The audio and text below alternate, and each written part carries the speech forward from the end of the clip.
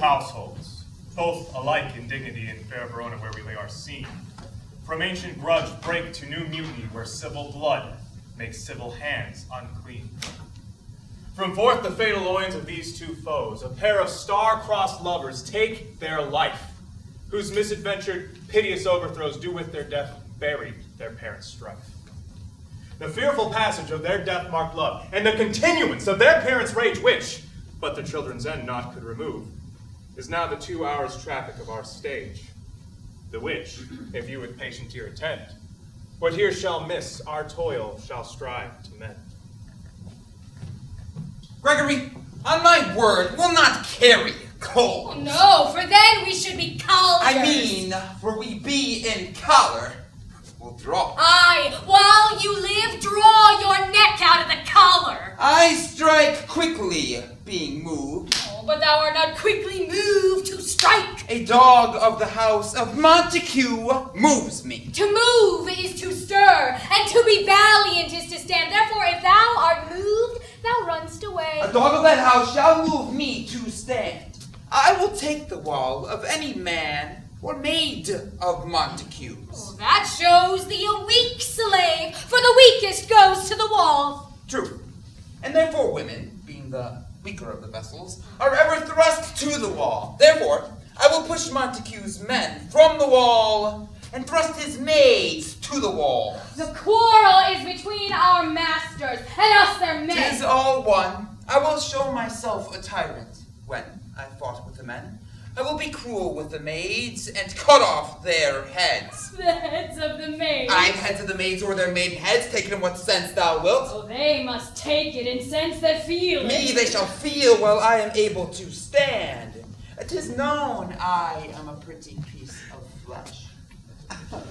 Oh, draw thy tool. Here comes two of the house of the Montague. My naked weapon is out. Or I will back thee. How? Turn thy back and run. Fear me not. Oh no, Mary, I fear thee. Let us take the law of our sides. Let them begin. I will frown at them as I pass by. Let them take it as they list. Nay, as they dare. I will bite my thumb at them, which is a disgrace to them, if they bear it. Do you bite your thumb at us, sir? I do bite my thumb, sir. Do you bite your thumb at us, sir? Is the law on our side if I say aye? No. No, sir, I do not bite my thumb at you, sir. But I bite my thumb, sir. Do you quarrel, sir? Quarrel, sir? No, sir. If you do, sir, I am for you. I serve as good a man as you. No better. Oh, sir. Oh, say better. Here comes one of my master's kinsmen. Yes, better, sir. You lie! Draw, if you be men. Gregory, remember thy swashing blow. March, fools! Put up your swords, you know not what you do! What, art thou drawn among these heartless hinds? Turn thee, Benvolio, look upon thy death. And do but keep the peace. Put up thy sword or manage to part these men with me. What, drawn and talk of peace? I hate the word, as I hate hell, all Montagues and thee. Head at thee, coward!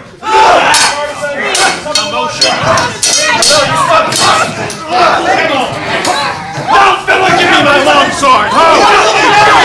My sword! I'm pain of torture! From those bloody hands throw your mistempered weapons to the ground and hear the sentence of your moving prince!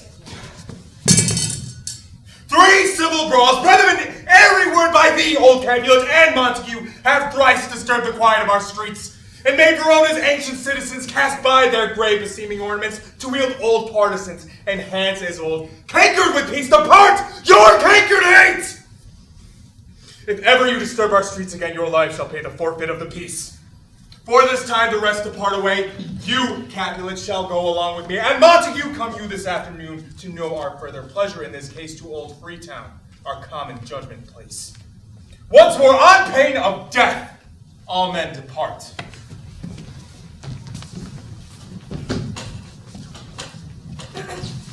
All men depart. Who said this ancient quarrel new approach? Speak, nephew, were you by when it began? Here were the servants of your adversary, and yours close fighting ere I did approach. I drew to part them, The instant came the fiery Tybalt with his sword prepared, which as he breathed defiance to my ears, he swung about his head and cut the winds, who nothing hurt withal hissed him in scorn.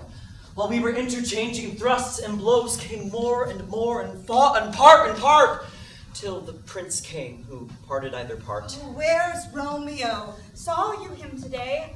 Right glad I am he was not at this fray. Madam, an hour before the worshipped sun appeared forth the golden window of the east, a troubled mind drave me to walk abroad, where underneath the grove of sycamore that westward rooted from the city side, so early walking did I see your son.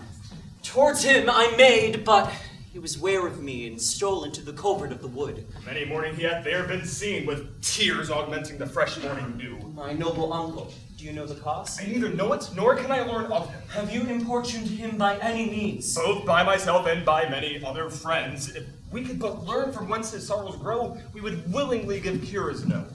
See, where he comes. So please you stand aside. I'll know his grievance, or be much denied. I would thou wert happy by thy stay to hear true shrift. Come, madam. Let's away. Good morrow, cousin. It's the day so young. But news struck 9. Ay me, sad hours seem long. Was that my father that went hence so fast? It was. What sadness lengthens Romeo's hours. Not having that which having makes them short. In love Out of love. of her favor where I am in love. Alas, that love, so gentle in his view, should be so tyrannous and rough in proof. Alas, that love whose view is muffled still should without eyes see pathways to his will. Where shall we dine? Oh me, what fray was here? Yet tell me not, for I have heard it all. Here's much to do with hate, but more to do with love. Why? Then, a brawling love, a loving hate, anything of nothing first create, a heavy lightness, serious vanity, misshapen chaos of well-seeming forms, a feather of lead, bright smoke, cold fire, sick hell, still waking sleep. That is not what it is. This love feel I and feel no love, and this does not laugh. No, cuz I rather weep. Good heart at what? At thy good heart's oppression. Why such is love's transgression. Love is a smoke raised with the fume of sighs. What is it else? A madness most discreet, a choking gall, and a preserving sweet. Farewell, my cuz. Soft, I will go along. And if you leave me so, you do me wrong. Tut, I've lost myself. I am not here. This is not Romeo. He's some other where. Tell me in sadness, who is it that you love? What shall I groan and tell thee? Groan, why no. But sadly tell me who. In sadness, cousin, I do love a woman. I am so near when I supposed you loved. All right, good mark, man. And she's fair, I love. All right, fair mark, fair cause as soon as tit. Well, in that hit you miss. She won't be hit with Cupid's arrow. She hath Diane's wit. And in strong proof of chastity, well armed. From love's sweet childish bow, she lives unharmed. She will not stay the siege of loving terms, nor bid the encounter of assailing eyes, nor ope her lap to saint seducing cold. Oh, she is rich in beauty, only poor, that when she dies in beauty, dies her store. Then she hath sworn that she will still live chaste. She hath, and in that sparing makes huge waste. Be ruled by me. Forget to think of her. Oh, teach me how I should forget to think. By giving liberty unto thine eyes. Examine other beauties. Show me a mistress that is passing fair. What doth her beauty serve but as a note where I may read who passed the passing fair? Farewell, thou canst not teach me to forget. I'll pay that doctrine, or else die in debt. But Montague is bound as well as I in penalty alike. And it is not hard, I think, for men so old as we to keep the peace. Of honorable reckoning are you both, and pity 'tis you've lived at odds so long.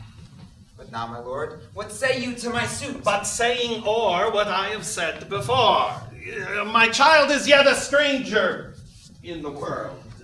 She hath not seen the change of 14 years. Let 2 more summers wither in their pride, ere we may think her ripe to be a bride. Younger than she, our happy mother's maid. And too soon marred are those so early made. The earth hath swallowed all my hopes but she. She is the hopeful lady of my earth.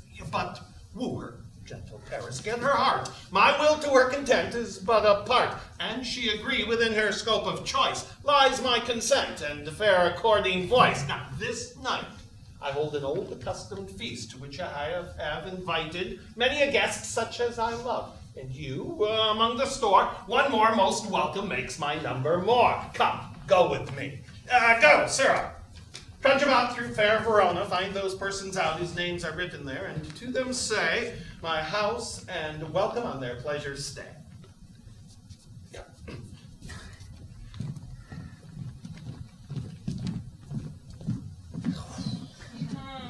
Find them out whose names are written here. It is written that the shoemaker shall meddle with his yard, and the tailor with his lass, the fisher with his pencil, and the painter with his nets. But I am sent to find those whose names are here writ. I can never find what names the writing person hath here writ. What's to the learned? In good time. Tut, ma'am! One fire burns out another's burning. One pain is lessened with another's anguish. Turn giddy, and behold by backward turning. One desperate grief cures with another's languish. Take thou some new infection to thy eye, and the rank poison of the old will die. Gagaden, I pray, sir, can you read? I, mine own fortune in my misery. Perhaps you have learned it without a book, but I pray, can you read anything you see? If I know the letters and the language. You say honestly, Rusty Mary. Oh, stay, good fellow, I can read. Signor Martinio and his wife and daughters, County Anselm and his beauteous sisters, the lady widow of Vitruvio, Signor Placentio and his lovely nieces, Mercutio and his brother Valentine, my uncle Capulet, his wife and daughters, my fair niece Rosaline.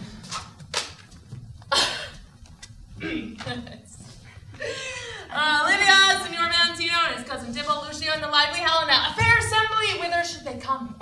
Whither? To Selfridge, to our house. Whose house? My master's. Indeed. Should have asked you that before. Well, now I shall tell you without asking. My master is the great rich Capulet, and if you be not of the house of Montague... Nope! Ah!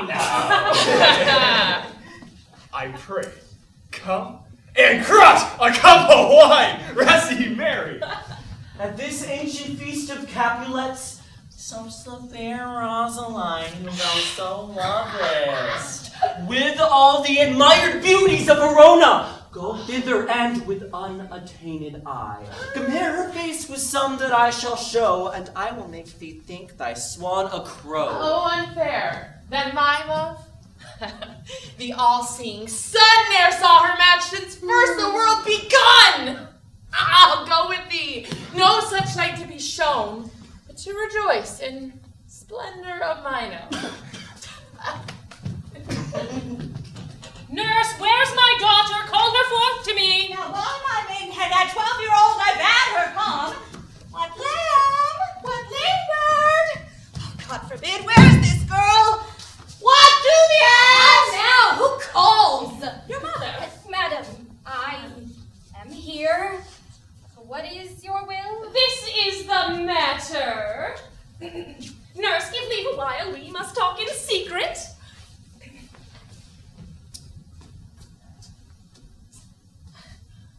Nurse, come back again.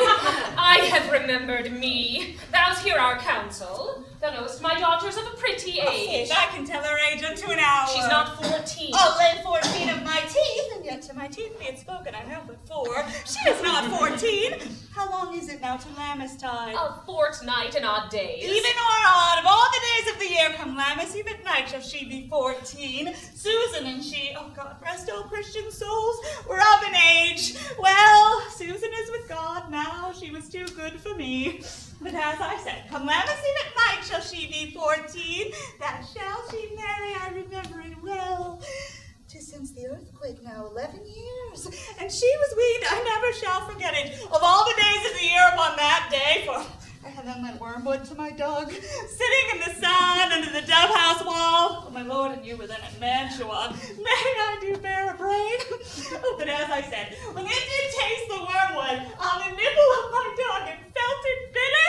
Pretty fool to see it. Did she fall out with the dog? Since that day, it is 11 years. But then could she stand alone? Nay, by the root, she could have run and waddled all about, for even the day before, she broke her brow. And then my husband, oh God be with his soul, he was a merry man, took up the child.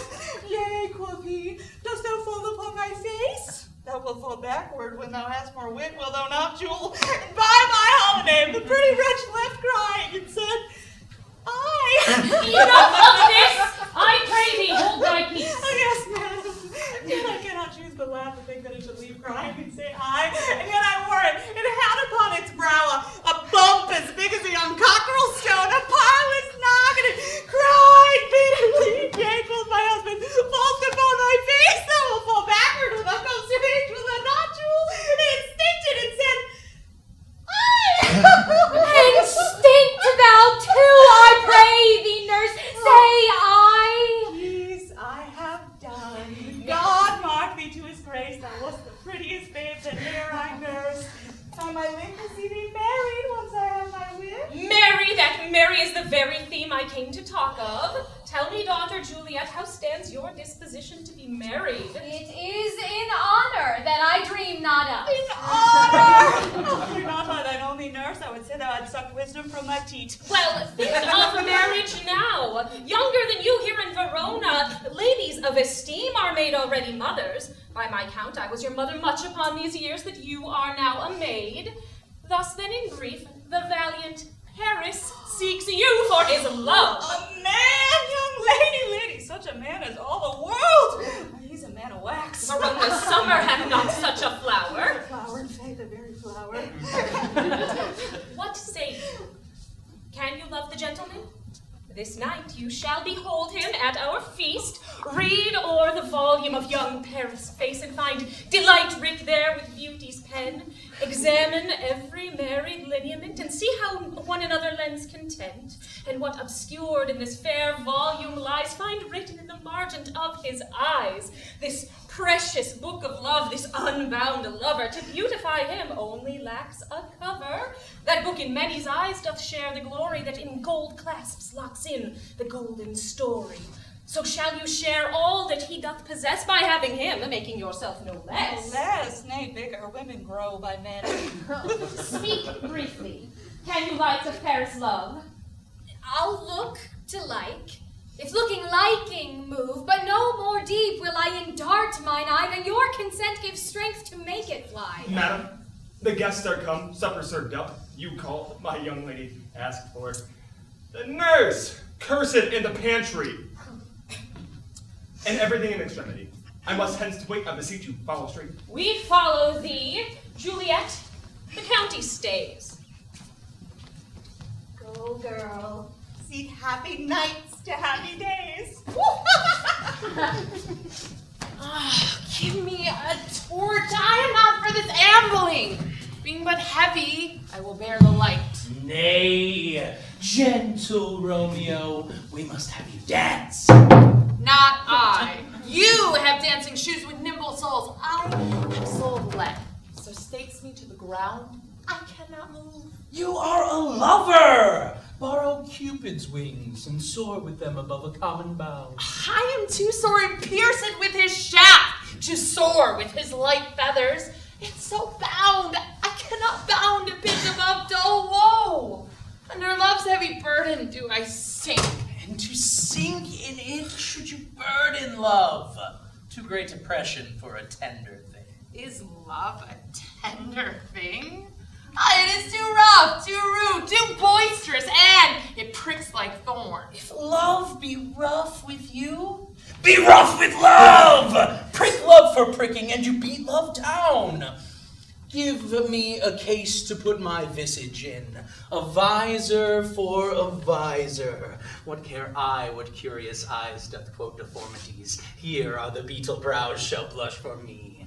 Come, not can enter and no sooner in, but every man betake him to his legs. And we mean well going to this mask, but 'tis no wit to go. Why, may one ask? I dreamed a dream tonight. And so did I. Well, what was yours? That dreamers often lie. In bed asleep while they do dream things true. Oh, then I see Queen Mab hath been with you. She's the fairy's midwife.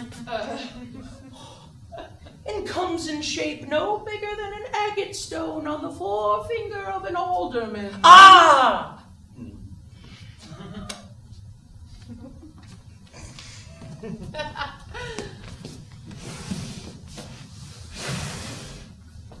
Drawn with a team of little atomies athwart men's noses as they lie asleep. Her wagon spokes, made of long spider's legs, the covers of the wings of grasshoppers, the traces of the smallest spider's webs, the collars of the moonshine's watery beams, her whip of cricket's bone, the lash of film, her wagoner, a small, gray-coated gnat, not so big as a round little worm, pricked from the lazy finger of a maid. Her chariot! An empty hazelnut, made by the joiner squirrel or old grub, time out of mind the fairies' coachmakers. And in this state, she gallops nightly through lovers' brains, and then they dream of love. Sometime she gallops o'er a courtier's nose, and then dreams he of smelling out a suit. Sometime she driveth o'er a soldier's neck, and then dreams he of cutting foreign throats. Of breeches, ambuscados, of Spanish blades, of hells 5 fathom deep, and then anon drums in his ear, at which he starts and wakes, and being thus frighted, swears a prayer or two, and sleeps again. This is the very Mab that plats the manes of horses in the night, and bakes the efflocks in foul, sluttish hairs, which, once untangled, much misfortune bodes. This is the hag, when maids lie on their backs, that presses them and learns them first to bear, making them women of good carriage. This is she that... Peace, Mercutio, peace! Thou talks of nothing!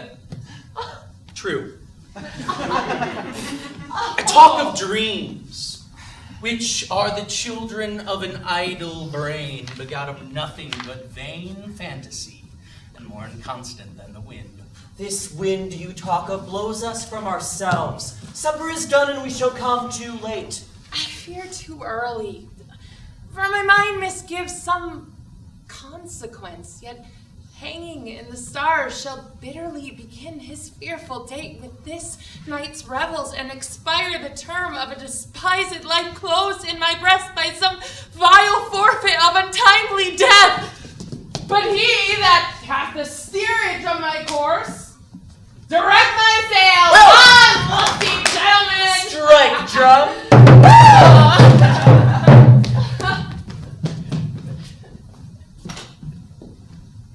Where's Pop Pan that he hopes not to take away? We shifter trencher. Oh, he's braver trencher. Anthony and Pop Pan! Here, boy, ready. You are looked for and called for, asked for and sought for in the Greek chamber. Well, we cannot be here and there, too. Cheerily, my boys, be brisk the while, and the longer liver take all. I trust we've wine sufficient for... Gentlemen, welcome! Ladies that have their toes unplagued by corns will have a bout with you. My mistresses, Which of you now will now deny to dance? She that makes dainty, she, I'll swear, have born. Am I coming? Oh, gentlemen, welcome. Oh, I have seen the time that I have worn a visor, and could tell a whispering tale in a fair lady's ear, such as would please. 'Tis gone, 'tis gone, 'tis gone. Well, you are welcome, gentlemen. Come, musician, play. A hall. Give room and foot it, girl. Which lady is that which doth enrich the hand of yonder knight? I know not, sir. Oh, she doth teach the torches to burn bright. The measure done, I'll watch her place of stand, and touching hers, make blessed my rude hand. Did my heart love till now? Forswear its sight, for I ne'er saw true beauty till this night. This by his voice should be a Montague. Fetch me my rapier, boy. What dares the slave come hither, covered with an antic face, to fleer and scorn at our solemnity?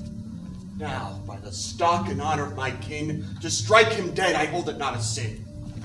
Why, how now, kinsman? Wherefore storm you so? Uncle, this is a Montague, our foe, a villain that is hither come in spite to scorn at our solemnity this night. Young Romeo, is it? Is he that villain Romeo? Oh, content thee, gentle coz, let him alone. He comports thee like a portly gentleman, and, to say truth, Verona brags of him to be a virtuous and well-governed youth. I would not for the wealth of all the town here in my home do him disparagement. Therefore be patient, take no note of him. This is my will, the which if thou respect, show a fair presence and put off these frowns and ill-beseeming semblance for feast. It fits when such a villain is our guest. I'll not endure him. He shall be endured. What, goodman boy? I say he shall. Go to. Am I the master here, or you? Go to. You'll not endure him. God shall mend my soul. You'll make a mutiny among my guests. Why, uncle, 'tis a shame. Go to. You are a saucy boy. Is it so indeed? Oh, this trick may chance to scathe you. I know what. You must contrary me. Marry, 'tis time. Well said, my hearts. You are princocks. Go, be quiet, or... More light. For shame, I'll make you quiet. What? Cheerly, my hearts. Patience perforce with willful color meeting makes my flesh tremble in their different greeting. I will withdraw, but this intrusion shall, now seeming sweet, convert to bitter gall. If I profane with my unworthiest hand this holy shrine, the gentle fine is this, my lips to blushing pilgrims ready stand to smooth that rough touch with a tender kiss. Good pilgrim, you do wrong your hand too much, which mannerly devotion shows in this, for saints have hands that pilgrims' hands do touch, and palm to palm is holy palmer's kiss. Have not saints' lips and holy palmers too? Aye, pilgrim, lips that they must use in prayer. Why then, dear saint, let lips do what hands do. They pray. Grant thou, lest fate turn to despair. Saints do not move, though grant for prayer's sake. And move not, while my prayers effect I take. Thus from my lips by yours, my sin is purged. Then have my lips the sin that they have took. Sin from thy lips, O trespass, sweetly urged. Give me my sin again. You kiss by the book. Madam, your mother craves a word with you. What is her mother? A married bachelor. Her mother is the lady of the house, and a good lady, and a wise, and a virtuous. I nursed her daughter that you talked withal. I tell you, he that can lay hold of her shall have the chinks. Is she a Capulet? Oh, dear account! My life is my foe's death! Away! Begone! The sport is at the best. I sully fear the more is my unrest! Nay, Nay, gentlemen, prepare not to be gone. We have a trifling, foolish banquet towards. Oh, is it so indeed? Why then, I thank you all. I thank you, honest gentlemen. Good night. Yeah, more torches here. Now, Sarah, by my faith, wax is late.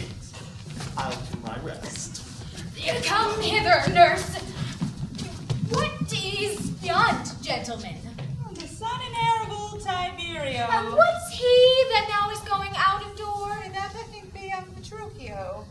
What's he that follows there that would not dance? I know not. Go ask his name. If he be Marian, my grave is like to be my wedding bed. His name is Romeo. And a Montague, the only son of your great enemy. My only love sprung from my only hate. Too early seen, unknown, and known too late.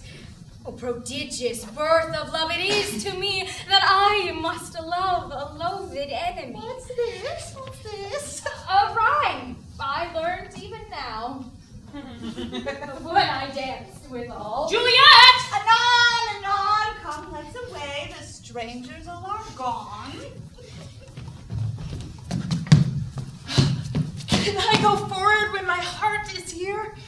Turn back, dull earth, and find thy center out! Romeo! My cousin, Romeo. He is wise, and on my way has thrown him on the bed. You ran this way and leaped to this orchard wall.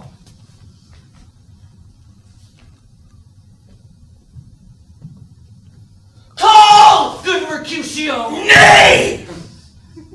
I'll conjure to Romeo! Humors! Madman! Passion! Lover!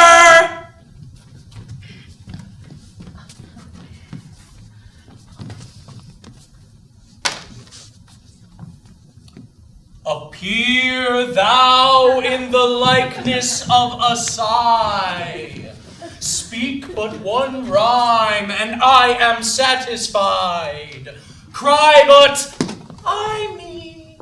Pronounce but love and dove. Heareth not, he stirreth not, he moveth not. The ape is dead.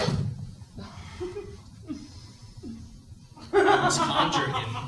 I conjure thee by Rosaline's bright eyes, by her high forehead and her scarlet lip, by her fine foot, straight leg, and quivering thigh, and the domains that there adjacent lie, that in thy likeness thou appear to us. Come! He hath hid himself among these trees to be consorted with the humorous night. Blind is his love, and best befits the dark. Love be blind, love cannot hit the mark. Oh. Romeo! Good night. I'll to my truckle bed. This field bed is too cold for me to sleep. Come, shall we go? Go, then! For 'tis in vain to seek him here that means not to be found. He jests at scars that never felt a wound. But soft! What light through yonder window breaks? It is the east. Juliet is the sun! Arise, fair sun, and kill the envious moon, who is already sick and pale with grief that thou, her maid, art far more fair than she. Be not her maid, since she is envious. Her vestal livery is but sick and green, and none but fools do wear it. Cast it off. It is my lady,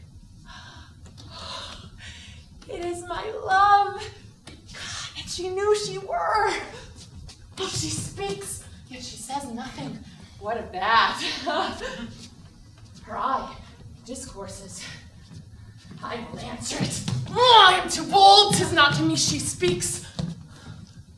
Two of the fair stars in all of heaven, having some business, do entreat her eyes to twinkle in their spheres till they return. What if her eyes were there, they in her head? The brightness of her cheek would shame those stars as daylight doth a lamp. Her eyes in heaven would through the airy region stream so bright that birds would sing and think it were not night. Oh, see how she leans her cheek upon her hand. Oh, that I were a glove upon that hand, that I might touch that cheek. Ay me. Oh, she speaks! Oh, speak again, bright angel!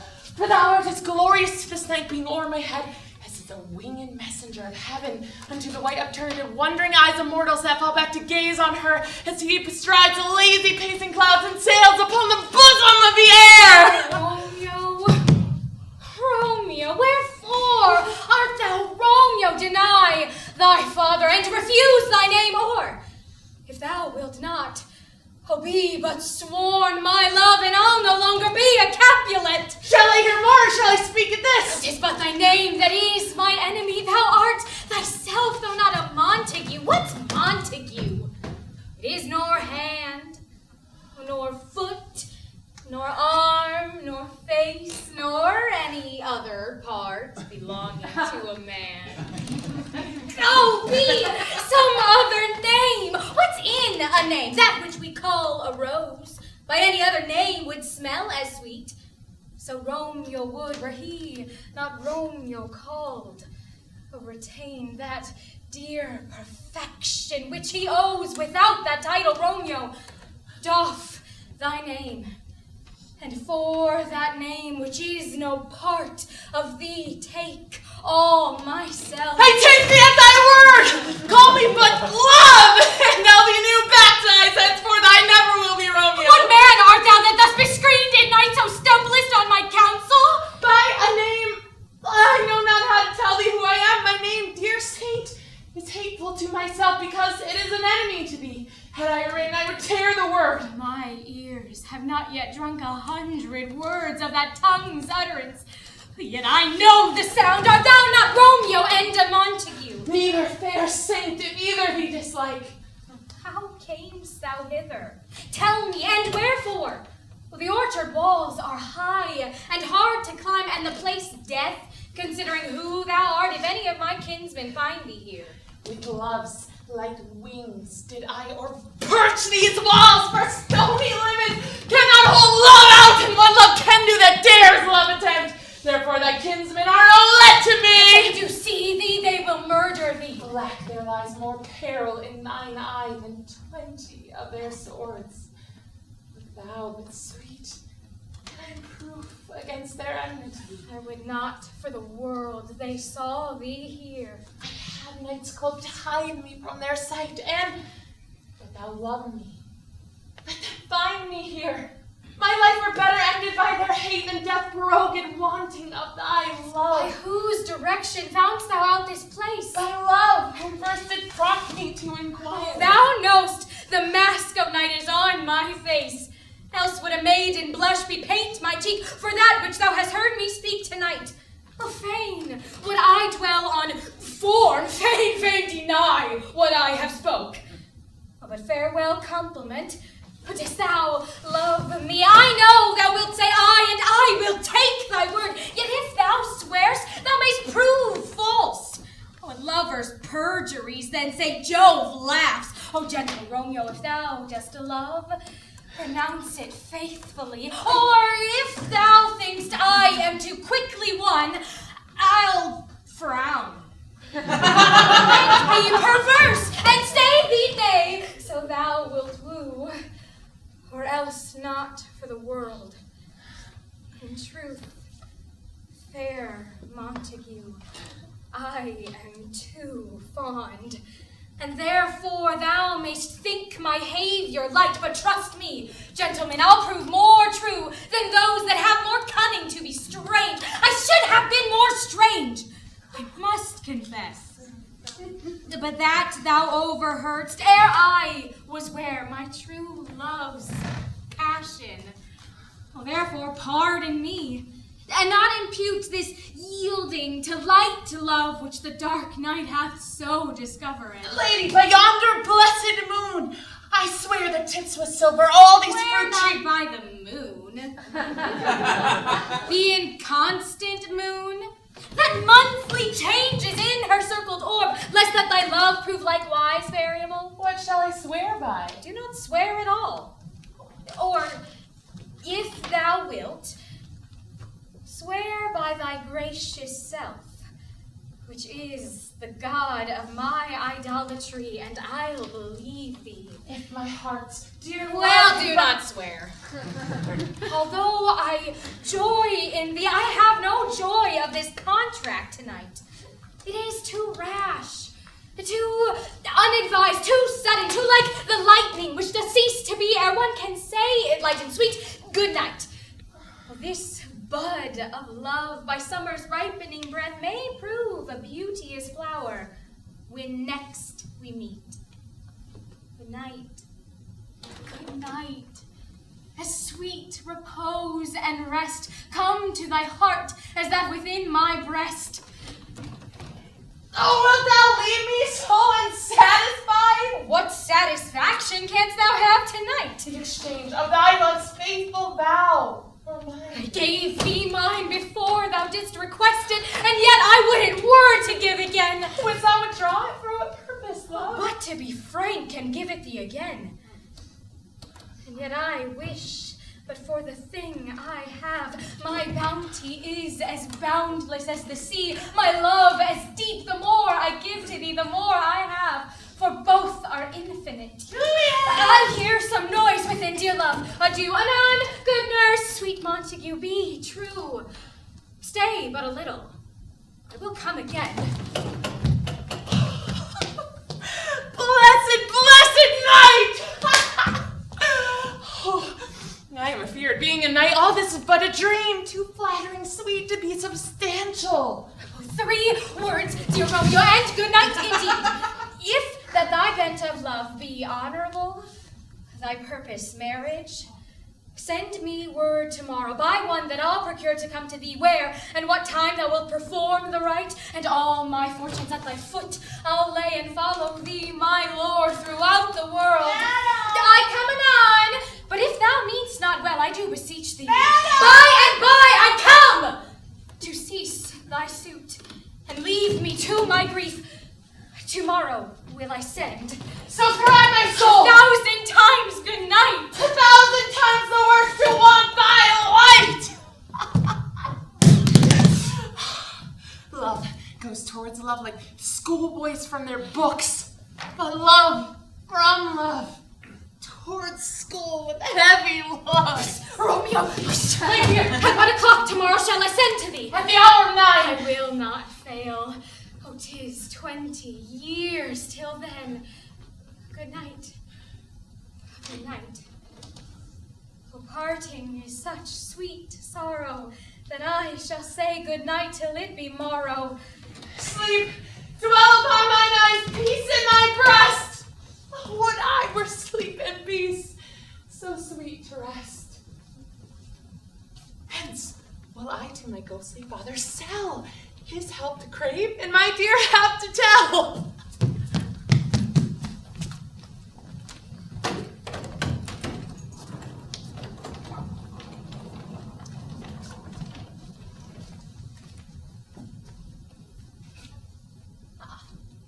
Gray-eyed morn smiles on the frowning night, checkering the eastern clouds with streaks of light. I must upfill this osier cage of ours with baleful weeds and precious juiced flowers. The earth, that's nature's mother, is her tomb. What is her burying grave? That is her womb. And from that womb, children of diverse kinds, we, sucking on her natural bosom, find many. For many virtues excellent, none but for some, and yet all different.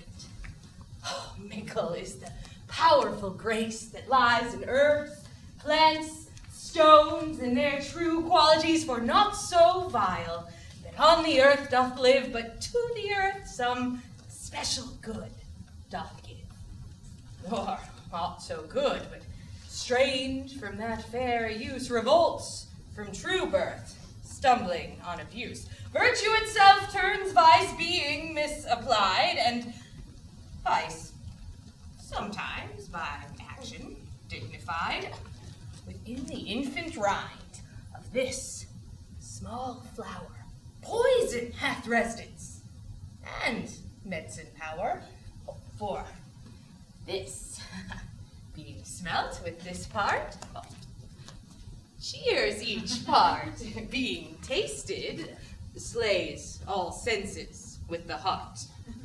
Two such opposed kings encamp them still, in man as well as herbs, grace and rude will. Holy Father! And where the worser is predominant, full soon the canker death eats up that plant. Good morrow, Father. Benedicite, what early tongue so sweet saluted? Oh, young son, it argues a distempered head, so soon to bid good morrow to thy bed. Care keeps his watch in every old man's eye, and where care lodges, sleep will never lie, but where unbruised youth with unstuffed brain doth bow his limbs, there golden sleep should reign. Therefore thy earliness doth me assure thou art uproused by some distemperature.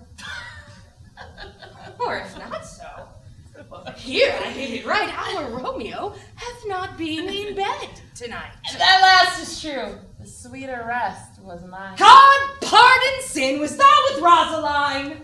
With Rosaline, my ghostly father, no. I have forgot that name, and that name's Woe. Here's my good son.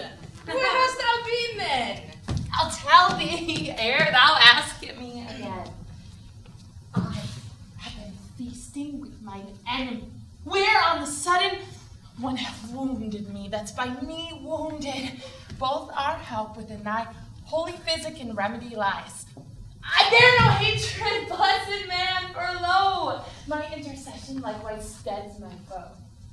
Be plain, good son, and homely in thy drift. Riddling confession finds but riddling shrift. Then plainly know that my heart's dear love is set on the fair daughter of rich Capulet. As mine on hers, so hers is set on mine, and all combined, save what thou must combine with holy marriage. Where and when and how we met, we wooed and made exchange of vow, I'll tell thee as we pass. But this, I pray, that thou consent to marry us today. Holy Saint Francis! What a change is here! Is Rosaline, whom thou didst love so dear, so soon forsaken? Young men's love then lies not truly in their hearts, but in their eyes. Jesu Maria, what a shield of pride hath washed thy sallow cheeks for Rosaline, and art thou changed? Pronounce this sentence, then. Women may fall when there's no strength in men. Thou chidest me oft for loving Rosaline. For doting, not for loving, pupil mine. And badest me bury love. Not in a grave to lay one in, another one out to have. I pray thee, chide not. She, whom I love now, doth grace for grace and love for love allow. The other did not so. Oh, she knew well. Thy love did read by rote and could not spell. Come, young waverer, come. Go with me, and in one respect I'll thy assistant be, for this alliance may so happy prove to turn your household's rancor to pure love. Oh, let us hence! I stand on sudden head! Wisely and slow. They stumble that run fast.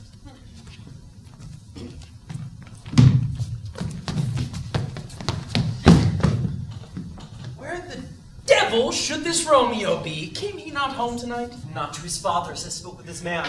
That same pale, hard-hearted wench, that Rosaline, torments him so that he will sure run mad. Tybalt, the kinsman of old Capulet, sent a letter to his father's house. A challenge on my life. Romeo will answer it. Any man that can write may answer a letter. Nay, he will answer the letter's master, how he dares being dared. Alas, poor Romeo, he's already dead, stabbed with a white wench's black eye, shot through the ear with a love song, the very pin of his heart cleft with the blind bow-boy's butt shaft. And is he a man to encounter Tybalt? Why, what is Tybalt? More than Prince of Cats, I can tell you. Oh, he's the courageous captain of compliments and fights as you sing prick song. Keeps time, distance, and proportion. Rest me his minim rest. 1, 2, and the third in your bosom. The very butcher of a silk button. A duelist. A duelist. A gentleman of the very first house. Of the first and second cause. Ah, the immortal Pasado. The Punto Reverso. The what? The pox of such antic, lisping, affecting phantasmies, these new tuners of accent.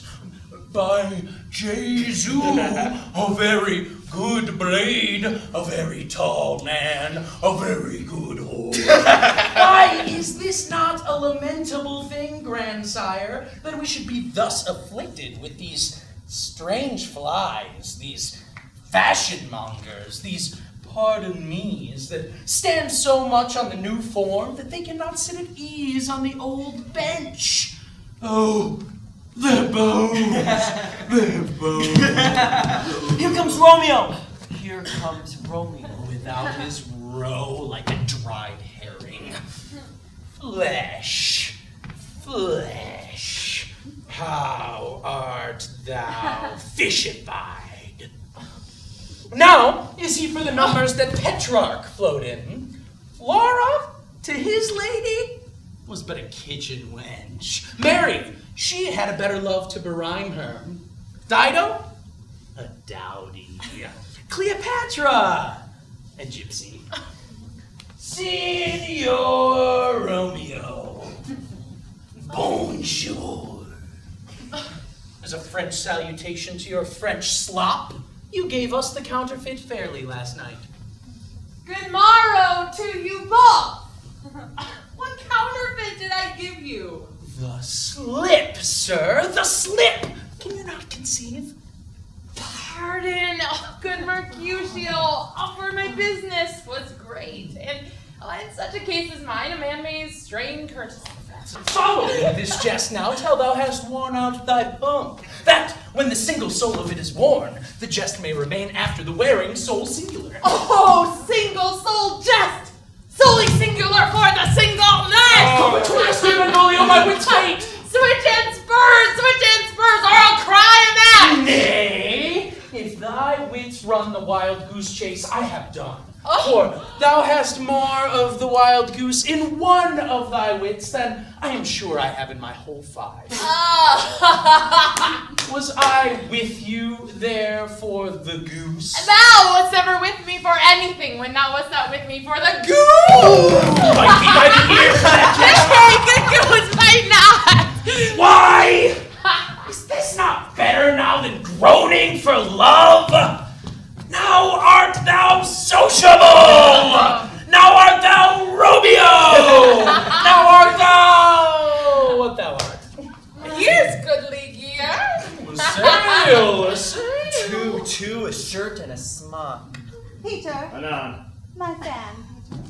Good Peter, the fan to hide her face, for the fan's the fairer face. Oh! God ye good morrow, gentlemen. God ye got den, fair gentle woman. Is it good den? 'Tis no less, I tell you, for the body hand of the dial is now upon the prick of noon. What are you? Oh, young gentlewoman that God hath made for himself to mar. By my troth, it is well said, for himself to mar. Gentlemen, can any of you tell me where I might find the young Romeo? Well, I can tell you, but young Romeo will be older when you have found him than he was when you sought him. I am the youngest of that name for fault of a worse. Oh, you say well. Yea, is the worst. Well, Well said, Faith. Wisely. If you be he, sir, I desire some confidence in you. She will indict him to some supper. Romeo, will you come to your father's? We'll to dinner thither. I will follow thee. Farewell, ancient lady. Farewell. Sir, what saucy merchant was this that was so full of his ropery? One good nurse that loves to hear himself talk, and will speak more in a minute than he will stand to in a month. And he speak anything against me, I'll take him down. And he would less do than he is, and 20 such jacks! And if I cannot, I'll find no such shall. Scurvy knave, I am none of his flirt gills, I am none of his games mates. And thou must stand by too, and suffer every knave to use me at his pleasure. I saw no man use you at his pleasure. If I had, my weapon should quickly have been out, I warrant you. I dare draw as soon as any other man, if I see occasion in a good quarrel, and the law on my side. Lord, I am so vexed that every one about me quivers, scurvy knave. For you, sir, a word. Now, as I told you, my young lady bade me inquire you out. Now, what she bade me say, I will keep to myself. But first, let me tell you that if you should lead her into a fool's paradise, as they say, for a very gross kind of behavior, as they say, for the gentlewoman is young, and therefore, if you should deal double with her, truly ever an ill thing to be offered to any gentlewoman, and very weak dealing. Nurse, commend me to thy lady and mistress. I do protest. I should hearten in vain. I will tell her as much. Lord, she will be a joyful woman. What? Thou tell her, nurse. Thou dost not mark me. Well, tell her, sir, that you do protest, which, as I take it, is a gentlemanlike offer. Bid her devise some means to come to Shrift this afternoon, and there she shall at Friar Lawrence help be shrived and married. Oh, here is for thy pains. Oh, no, truly, sir, not a penny. No, too. I say you shall. This afternoon, sir, well, she shall be there. And stay, good nurse, behind the abbey wall. Within the hour my man will be with thee, and bring thee cord made like a tackled stair, which to the high-top gallant of my joy must be my convoy in the secret night. Farewell, be trusty, and I'll quit thy things. Farewell, commend me to thy lady. Well, sir, oh, my mistress is the sweetest lady, sir, Lord, which was a little prating thing. Oh, there is a nobleman in the town, one Paris, that would fain lay knife aboard, but she could so have as lief see a toad, a very toad, to see him. I anger her sometimes and tell her that Paris is the proper man, but I warn her when I say so, she looks as pale as any cloud in the versal world. Commend me to thy lady! 1,000 times! Peter! Anon. Peter, take my fan and go before on a pace.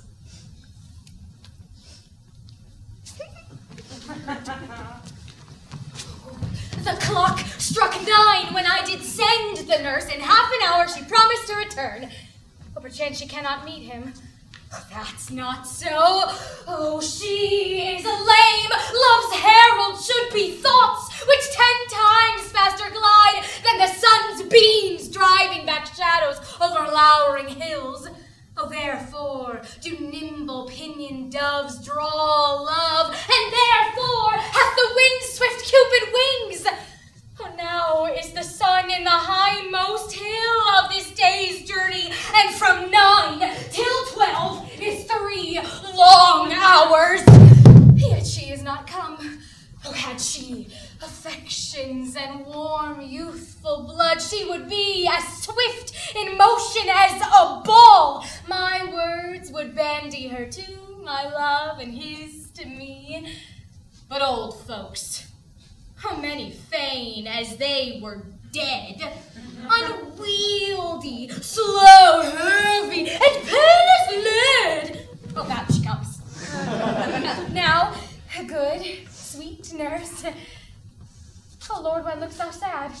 Though news be sad, yet tell them merrily, if good, thou shamest the music of sweet news by playing it to me with so sour a face. I am a-weary. Give me leave a while. I have my bones ache. Oh, what a jaunt I had. I would thou hadst my bones, and I thy news may come. I pray thee, good nurse, speak.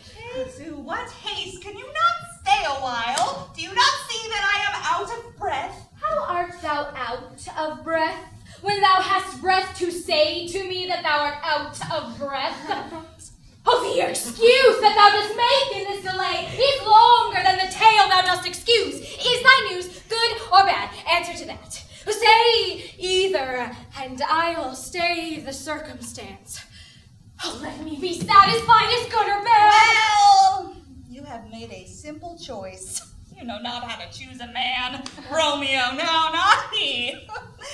Though his face be better than any man's, and yet his leg excels all men's, and for a hand and a foot and a body, they be not to be talked on. Yet they are past compare. He is not the flower of courtesy, yet I'll warrant him as gentle as a lamb. Go thy ways, wench, serve God. What, have you dined at home? No, but all this did I know before. What says he of our marriage? What is that? Oh, Lord, how my head aches. Oh, what a head! If I beats as it would fall in 20 pieces. My back. On the other side. Oh, my back, my back. Beshrew your heart for sending me about to catch my death with jaunting up and down. Faith, I am sorry that thou art not well. Sweet nurse, tell me what says my love. Your love says, like an honest gentleman, and a courteous, and a kind, and a handsome, and a warm and virtuous. Where is your mother? Where is my mother? Why, she is within! Where should she be? How oddly thou repliest. Your love says, like an honest gentleman. Where is your mother? God's lady dear, are you so hot? Mary, come up, I trow. Is this the poultice for my aching bones? Henceforward, do your messages yourself. Oh, you're such a coil. Come, what says Romeo? Have you got leave to go to shrift today? I have. Then hie you hence to Friar Lawrence' cell, for there stays a husband to make you a wife. Now go out and blood up in your cheeks, let me scholar straight at any news. Hie you to the church. I must another way to fetch a ladder, by the which your love must climb a bird's nest soon when it is dark. I am the drudge and toil in your delights, but you shall bear the burden soon at night. Go out to dinner, are you to the south? I to high fortune, farewell!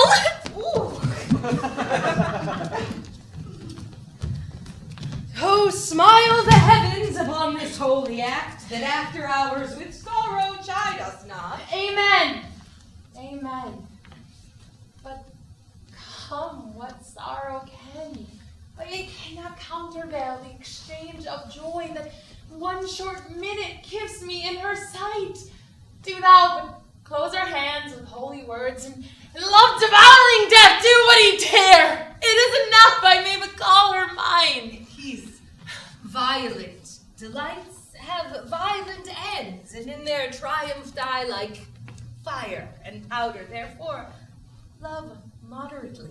Long love doth so, too swift arrives as tardy as too slow.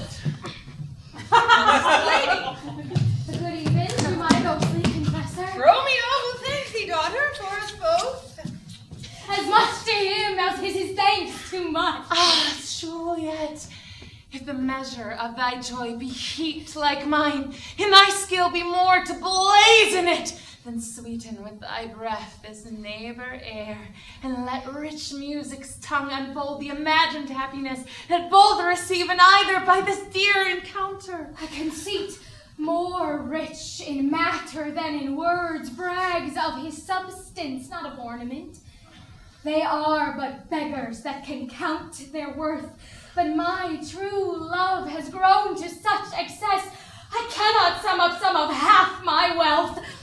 Come, go with me, and we will make short work. I might leave you. Shall not stay alone till Holy Church incorporate two in one.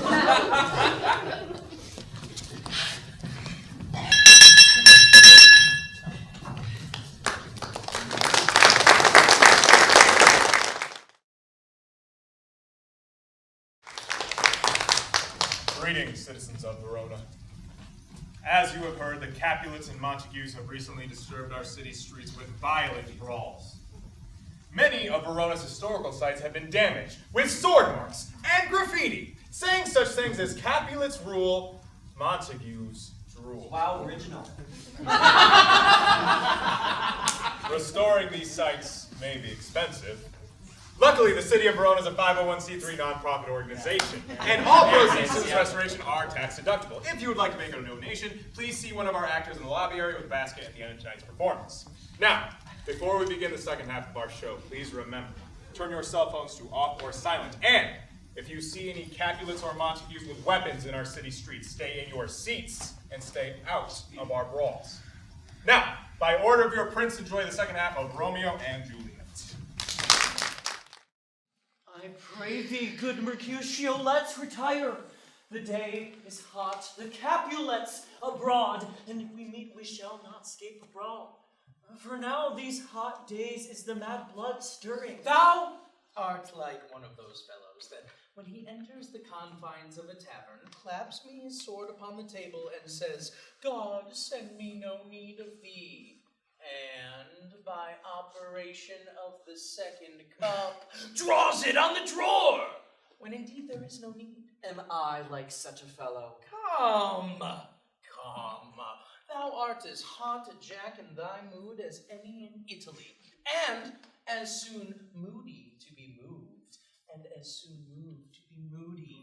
Nay, and there were two such, we should have none shortly, for one would kill the other, and thou wilt tutor me from quarreling. By my head, here come the Capulets. Up on my heel! I dare not. Gentlemen, good day. A word with one of you. And but one word with one of us? Couple it with something. Make it a word and a blow. Thou shalt make me apt enough to do so, sir, and you will give me occasion. Could you not take some occasion without giving? Mercutio, thou consorts with Romeo. Oh, consort! Soon dost thou make minstrels of us? And thou make minstrels of us look to hear nothing but discords. Here's my fiddlestick.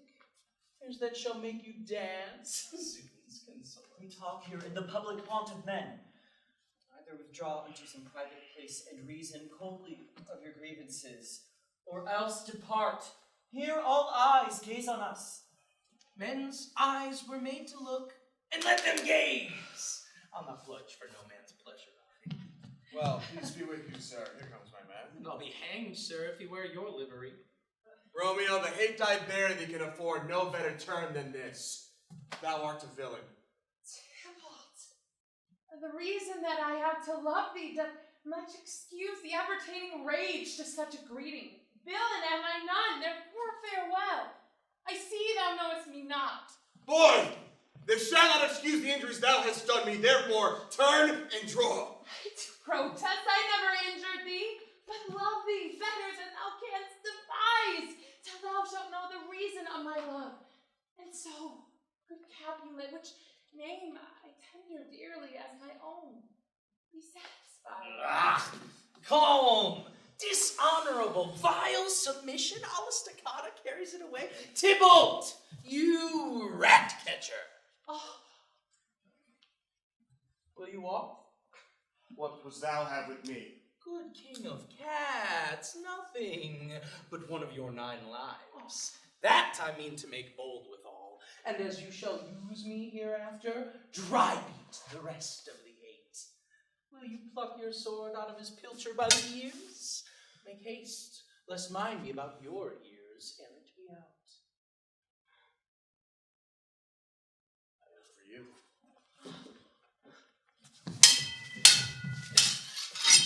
Gentle Mercutio, put thy rapier up! Come, sir! Your risotto. Draw, Benvolio, beat down your weapon. Gentlemen, for shame, forbear this outrage. Tybalt, Mercutio, the prince has scarcely ever been banning in Rona's Street. Hold! Tybalt, good Mercutio.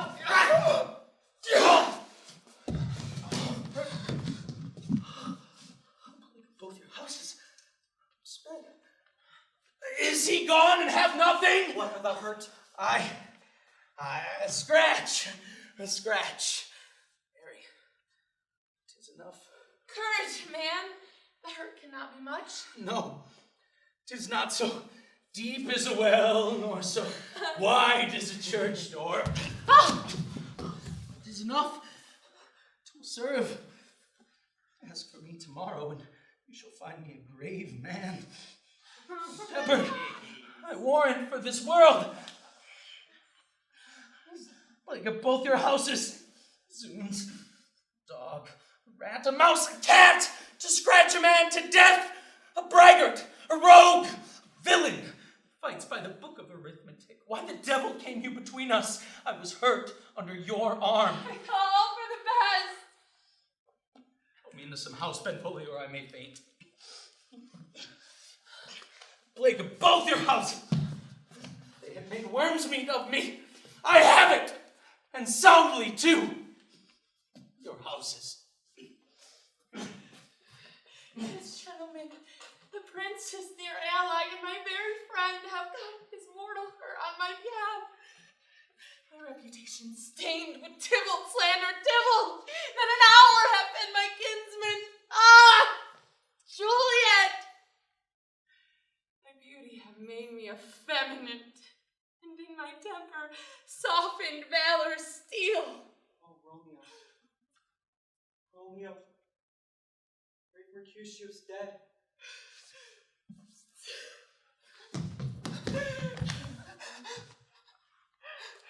The gallant spirit inspired the clouds, which too untimely here did score the earth. This day is black fate, unmoored may step to pen.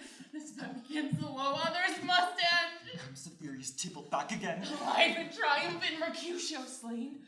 Await heaven, respected Lenin.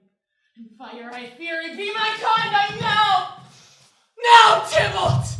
Take back the billing that late thou gavest me, for Mercutio's soul is but a little way above our heads, staying for thine to keep him company. Either thou, or I, or both of us must go with him! Now, wretched boy, the disconcerted here, check with him hence! They shall determine that! Ah! Ah! Ah!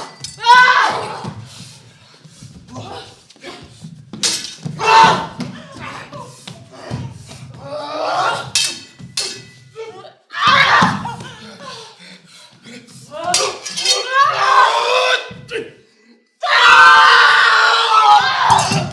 Romeo!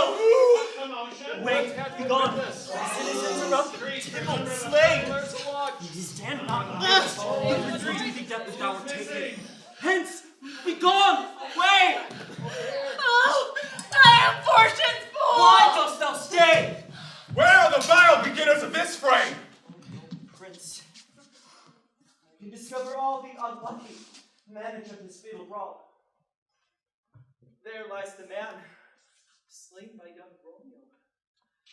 That slew thy kinsman, great Mercutio. Tybalt, my cousin, oh, my brother's child.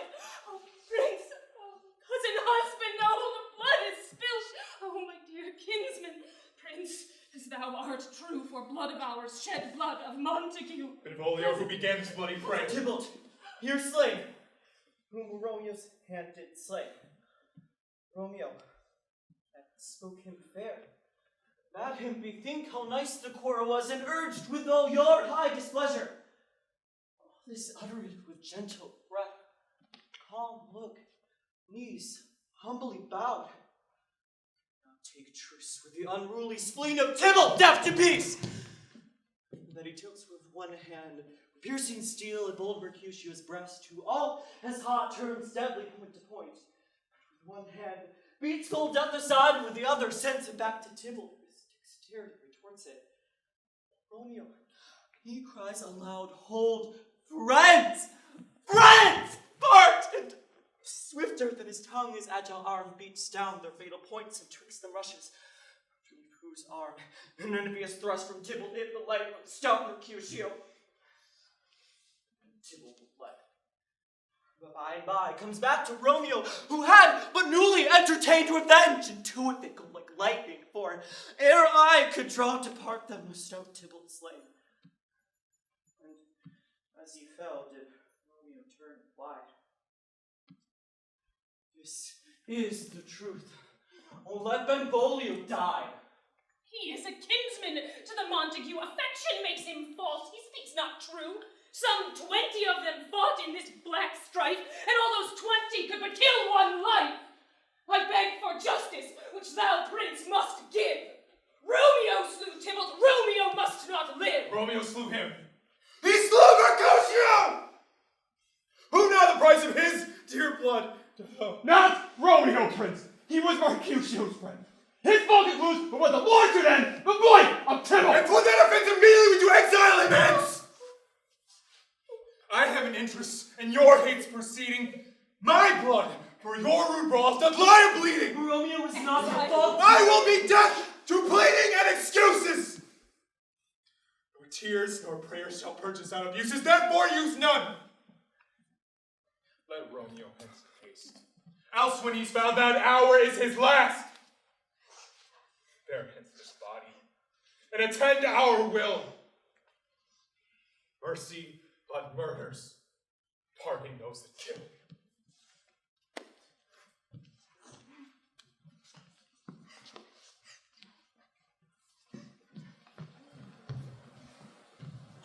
Gallop apace, you fiery-footed steeds, towards Phoebus' lodging. Such a wagoner as Phaeton would whip you to the west and bring in cloudy night immediately.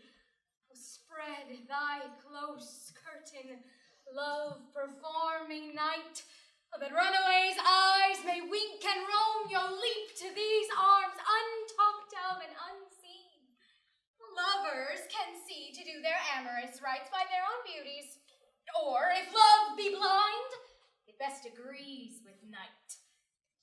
Come, civil night, thou sober-suited matron, all in black, and learn me how to lose a winning match, played for a pair of stainless maidenhoods. Hood, my unmanned blood painting in my cheeks with thy black mantle, till strange love grown bold, think true love acted simple modesty. Come, gentle night, come, loving, black-browed night, give me my Romeo, and when he shall die, take him and cut him out in little stars, and he will make the face of heaven so fine that all the world will be in love with night and pay no worship to the garish sun. Oh, I have bought the mansion of a love, but not possessed it, and though I am sold, not yet enjoyed. So tedious is this day, as is the night before some festival, to an impatient child that hath new robes, and may not wear them. Oh, here comes my nurse, and she brings news, and every tongue that speaks but Romeo's name speaks heavenly eloquence. And now, nurse, what news? What hast thou there, the cords that Romeo bid thee fetch? Where are the cords? What news? Why dost thou wring thy hands? Oh, well,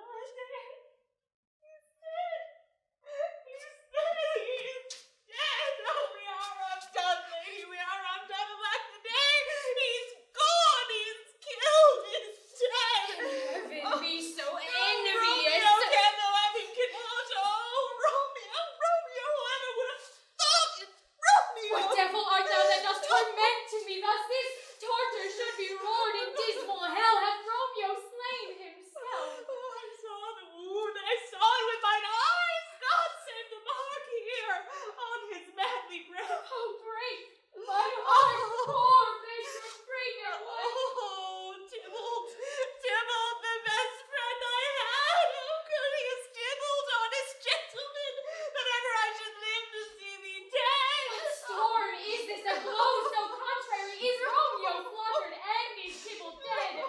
My dear loved cousin and my dearer lord, then dreadful trumpets sound the general doom, for who is living if those two are gone? Tybalt is gone, and Romeo is banished. Romeo that killed him, he is banished. Oh God, did Romeo's hand shed Tybalt's blood? It did, alas the day, it did. Serpent, heart hid with a flowering face.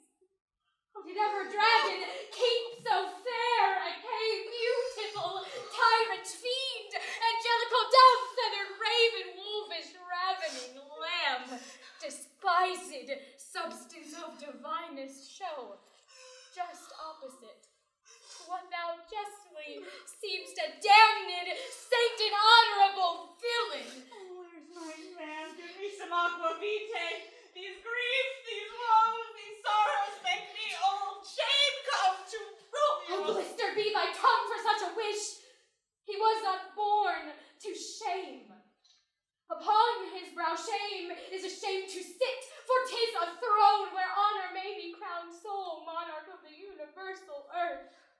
Oh, what a beast was I to chide at him! You speak well of him that killed your cousin. Shall I speak ill of him that is my husband? Poor my lord, what tongue shall smooth thy name when I, thy 3 hours' wife, have mangled it? But wherefore, villain, didst thou kill my cousin? That villain cousin would have killed my husband. My husband lives that Tybalt would have slain, and Tybalt's dead that would have slain my husband. All this is comfort, wherefore weep I then? Some word there was worser than Tybalt's death that murdered me. I would forget it fain, but oh, it presses to my memory like damned guilty deeds to sinners' minds. Tybalt is dead, and Romeo vanished. That one word vanished hath slain 10,000 Tybalts. Tybalt's death was woe enough if it had ended there, but with a rear word following Tybalt's death, Romeo is banished. Would you speak? That word is father, mother, Tybalt, Romeo, Juliet, all slain, all dead. Romeo is banished. There is no end, no limit, measure, bound in that word's death. No words can that woe sound. Where is my father and my mother, nurse? Weeping and wailing over Tybalt's corpse. Will you go to them? I will bring you to them. Wash they his wounds with tears. Mine shall be spent when theirs are dry for Romeo's banishment. Take up those cords. Poor ropes. You are beguiled, both you and I, for Romeo is exiled. He made you for a highway to my bed, but I, a maid, die, maiden, widow-wed. Come, cords, come, nurse, I'll to my wedding bed, and death, not Romeo, take my maiden head. Hide to your chamber. I'll find Romeo to comfort you. I wot well where he is, harkee. Your Romeo will be here at night. I'll to him. He is hid at Lawrence. Oh, find him, give this ring to my true knight, and bid him come to take his last farewell.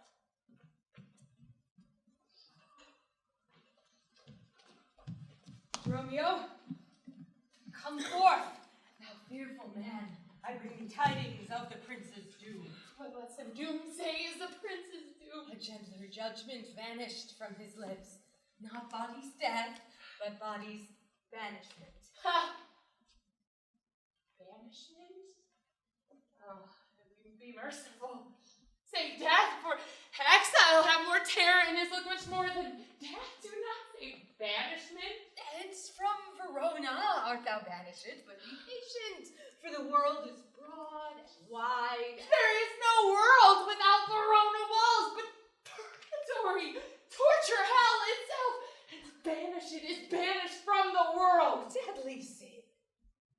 Oh, rude unthankfulness, thy fault our law calls death, but the kind prince, brushing aside the law, hath turned that blackward death to exile. This is tender mercy, and thou seest it not. 'Tis torture and not mercy. Heaven is here, where Juliet lives, and every cat and dog and little mouse, every unworthy thing live here in heaven and may look on her, but Romeo may not. And sayest thou yet that exile is not death? Have thou no poison mixed, no sharp crowned knight, nor sudden mean of death, thou ne'er so mean as banish and to kill me? Banish and oh, for hire the damned and use that word in hell. Howlings attendant. How is thou heart? Being a divine, a ghostly confessor, a sin absolver, and my friend profess to mangle me with that word, banish head. Thou fond madman, hear me speak but a word. Oh, thou wilt speak again of banishment. Give thee armor to keep off that word.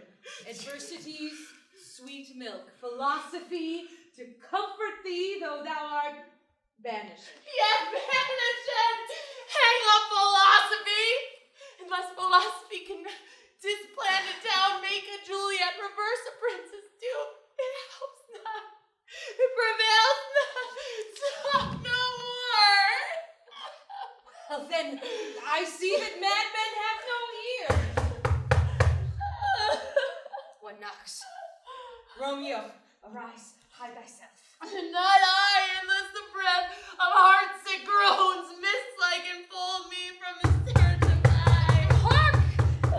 How they knock! Stay a while! Romeo, arise, thou wilt be taken! Bye-bye! Stand up! Went to my study! I come! Will, what simpleness is this? Who is it that knocks so loud? Whence come you? What's your will? Oh, let me in and you shall know my errand. I come from Lady Juliet. Oh, welcome, then. Holy Friar, oh tell me, Holy Friar, where's my lady's lord? Where's Romeo? There, on the ground, with his own tears, made drunk. Even in my mistress' case, just in her case, even so lies she, blubbering and weeping, weeping and blubbering. Stand up! Stand up! Stand, and you be a man. For Juliet's sake, for her sake, rise and stand. Why should you fall into so deep an oh? Spakest thou of Juliet? How is it with her? Does she not think me an old murderer? Now I've stained the childhood of our joy with blood removed but little from her own. How does she? And where is she? And what says my concealed lady to her cancelled love? She says nothing, sir, but weeps and weeps and now falls on her bed and then starts up and Tybalt calls and then on Romeo cries and then down falls again. Is that name shot from the deadly level of a gun did murder her? Is that name's cursed and murdered her kinsman? Tell me, Friar, tell me in what vile part of this anatomy does that name lodge? Tell me that I may sack the hateful man. Hold thy desperate hand! Art thou a man? Thy form cries out thou art, thy tears are womanish. Hast thou slain Tybalt? And wilt thou slay thyself and slay thy lady, too, that lives in me by doing damned hate upon thyself? Rouse thee, man! Thy Juliet is alive, for whose sake thou wast but lately dead. There art thou happy. Tybalt would kill thee. Thou slewest Tybalt. There art thou happy too. The law that promised death becomes thy friend and turns it to exile. There art thou happy. A pack of blessings lights upon her back. Happiness courts thee in her best array, but like cave, and sullen wench, thou pounced upon thy fortune and thy love. Take heed, for such die miserable.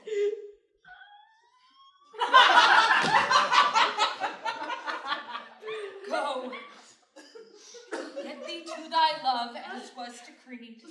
Ascend her chamber hence and comfort her, but look thou stay not till the watch be set, for then thou canst not pass to Mantua, where thou shalt live till we can find a time to blaze your marriage, reconcile your friends, beg pardon of the prince, and call thee back with 20,000,000 times more joy than now in heads and lamentation. Now, goodness, go you before. Commend me to your lady, and bid her hasten all the house to bed. This heavy sorrow makes them apt unto Romeo is coming. Lord, I could stay here all the night to hear good counsel. Oh, what learning is! Oh, my lord, I will tell my lady you will come. Do so, and then my sweet prepare to chime. Here, sir, a ring she bid me give you, sir. Hie you, make haste, for it grows very late. Oh, how well my comfort is revived by this! Go hence. Good night, and here stands all your state. Either be gone before the watch be set, or by break of day disguised from hence. Sojourn in Mantua, I'll find out your man, and he shall signify to you from time to time every good hap that chances to you here. Oh, give me thy hand. 'Tis very late, farewell, good night. But that a joy, past joy, calls out to me. Your grief, so brief, to part with thee.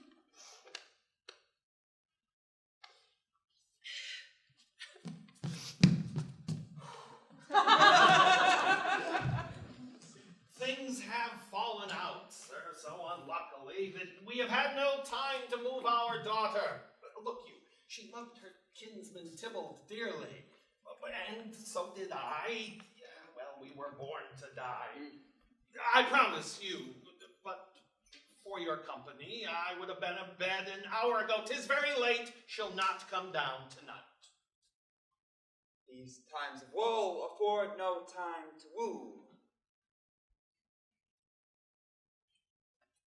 Madam, good night. Commend me to your daughter. I will, and know her mind early tomorrow. Tonight she is mute up to her heaviness. Sir Paris, I will make a desperate tender of my child's love. I think she will be ruled in all respects by me. Nay, more, I doubt it not. Wife, go you to her ere you go to bed. Acquaint her here with our son Paris's love, and bid her, mark you me, on Wednesday night. What day is it? Monday, my lord. Monday. Well, Wednesday is too soon. A Thursday let it be. Thursday, tell her she shall be married to this noble earl. Will you be ready? Do you like this haste? We'll keep no great ado. A friend or two, for, hark you, Tybalt being slain so late, it may be thought we held him carelessly, being our kinsman if we revel much. Therefore, 6 friends, and there an end. But what say you to Thursday? My lord, I would, but Thursday were tomorrow. Get you to home then. Thursday be it then. Go you to Juliet. Ere you go to bed, prepare her, wife, against this wedding day. Farewell, my lord. Light to my chamber, ho!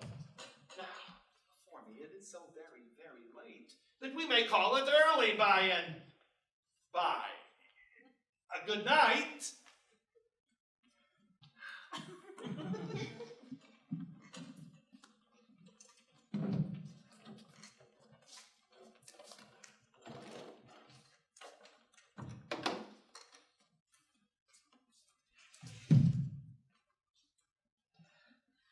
Wilt thou be gone? It is not yet near day. It was the nightingale, and not the lark, which pierced the fearful hollow of thine ear. Oh, nightly she sings on yon pomegranate tree. Believe me, love, it was the nightingale. It was the lark, the herald of morn, no nightingale.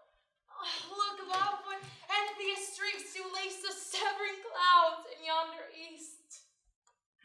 Night's candles are burned out, and jocund day stands tiptoe on the misty mountain tops.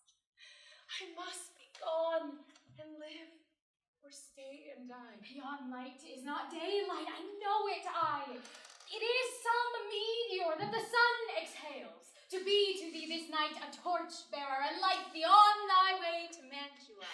Therefore stay, yet thou needst not to be gone. Let me be ta'en, let me be put to death. I am content, so thou wilt have it so.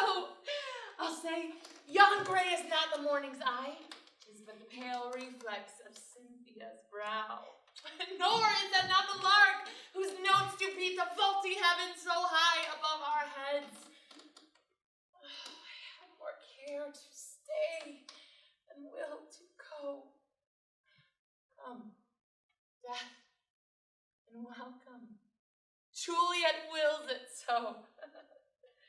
How is it, my soul? Let's talk. It is not day. It is. Hence be gone, away it is, the lark which sings so out of tune, straining harsh discords and unpleasing sharps. Oh, now be gone, more light and light it grows. More light and light, more dark and dark our woe. Nurse. Your lady mother is coming to your chamber. The day is broke. Be wary. Look about. Window, let day in, and let life out. Farewell. Farewell. One kiss. Thou descend.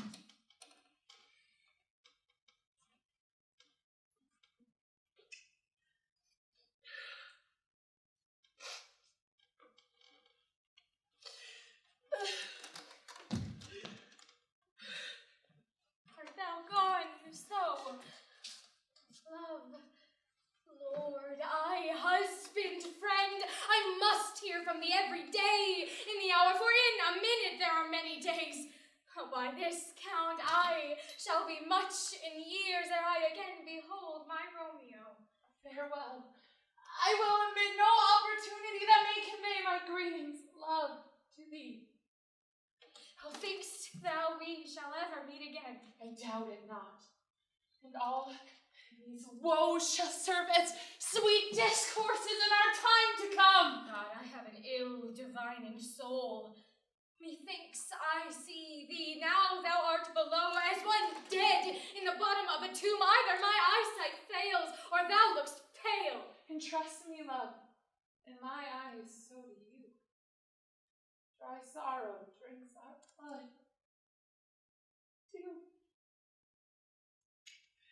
Adieu. Oh, daughter, are you up? Who is that calls?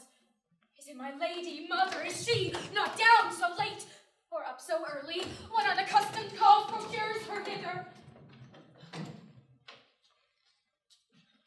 Why, how now, Juliet? Madam, I am not well. Evermore weeping for your cousin's death. What, will you wash him from his grave with tears? Well, girl, thou weep'st not so much for his death as that the villain lives which slaughtered him. What villain, madam? That same villain, Romeo. Villain, and he be many miles asunder. God pardon him.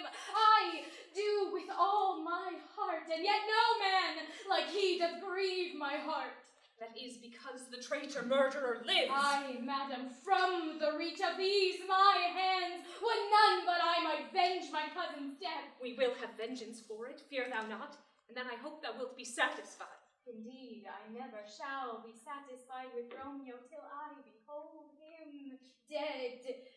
Is my poor heart for a kinsman vexed, madam? If you could find out but a man to bear a poison, I would temper it that Romeo should, upon receipt whereof, soon sleep in quiet.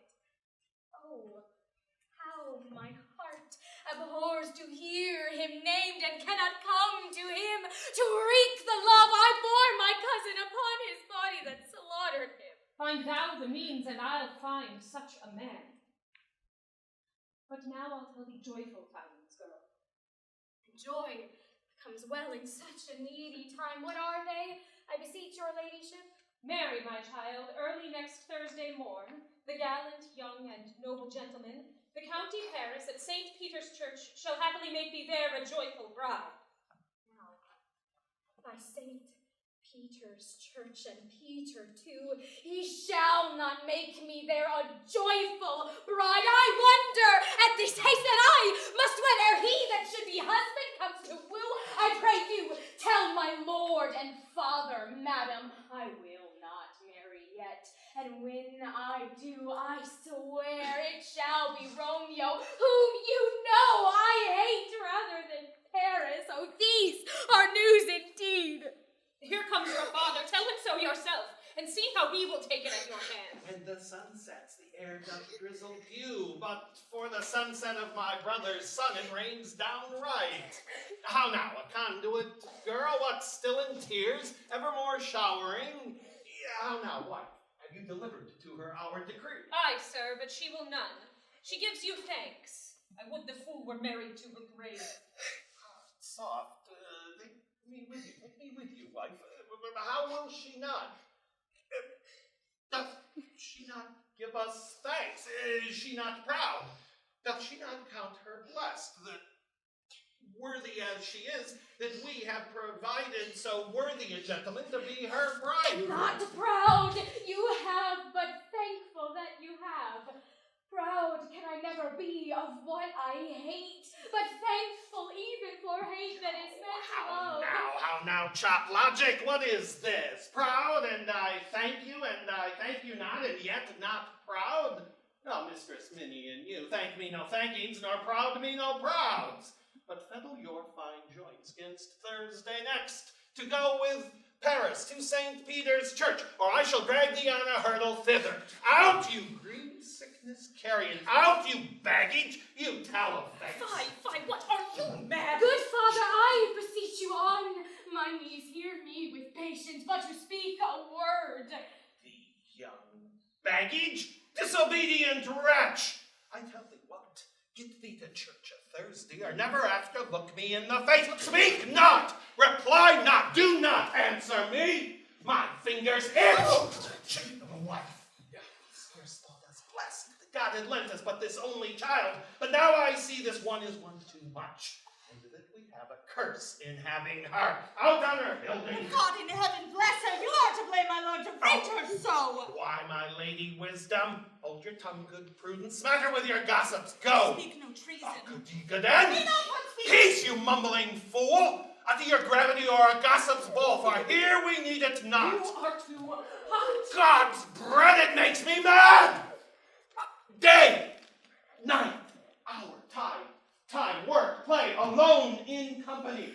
Still my care hath been to have her matched, and having now provided a gentleman of noble parentage, to have this wretched, puling fool, a whiny mammoth in her fortune's tender, to answer, I'll not wed, I cannot love, I am too young, I pray you, pardon me. But as you will not wed, I'll pardon you. Graze where you will, you shall not house with me. Look to it, think on it, I do not use to jest. Thursday is near. Lay hand on heart, advise, and you be mine, I'll give you to my friend. And you be not, hang, beg, starve, die in the streets, for by my soul I'll ne'er acknowledge thee, nor what is mine shall never do thee good. Trust to us, bethink you, I'll not be forsworn. Is there no pity sitting in the clouds that sees into the bottom of my grief? Oh, sweet, my mother, cast me not away, delay this marriage for a month, a week, or if you do not, make the bridal bed in that dim monument where Tybalt lies.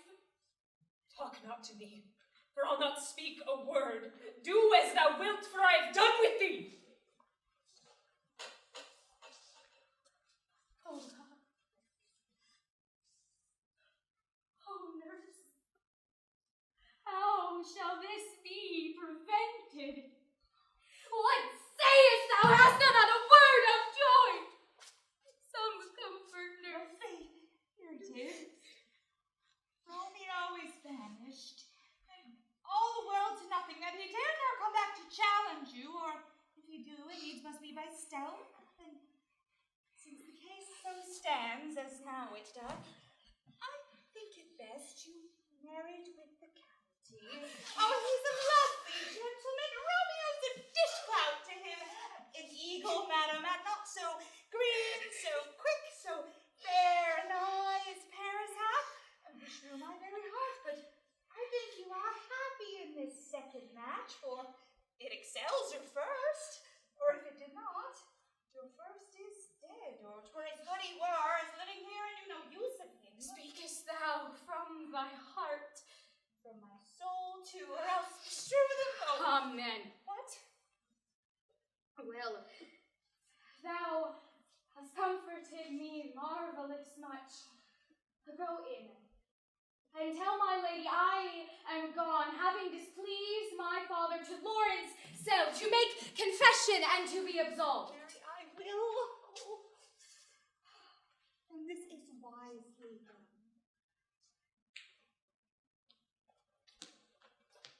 Ancient damnation. Oh, most wicked fiend, is it more sin to wish me thus forsworn, or to dispraise my lord, than with that same tongue she hath praised him with above compare so many thousand times? Oh, go, counselor, thou and my bosom henceforth shall be twain. I'll to the friar to know his remedy. If all else fail, myself have power to die. Thursday? Sir, the time is very short. My father Capulet will have it so, and I am nothing slow to slack his haste. You say you do not know the lady's mind. Uneven is the course, I like it not. Immoderately she weeps for Tybalt's death, and therefore have I little talked of love. For Venus smiles not in a house of tears. Now, sir, her father counts it dangerous that she doth give her sorrow so much sway, and in his wisdom hastes our marriage to stop the inundation of her tears, which, too much minded by herself alone, may be put from her by society. Now do you know the reason of this haste? Would I knew not why it should be slowed. Here comes the lady towards myself. Happily met, my lady and my wife. That may be, sir, when I may be your wife. That may be, must be, love. On Thursday next. What must be shall be. There's a certain text. Come you to make confession to this father? To answer that, I should confess to you.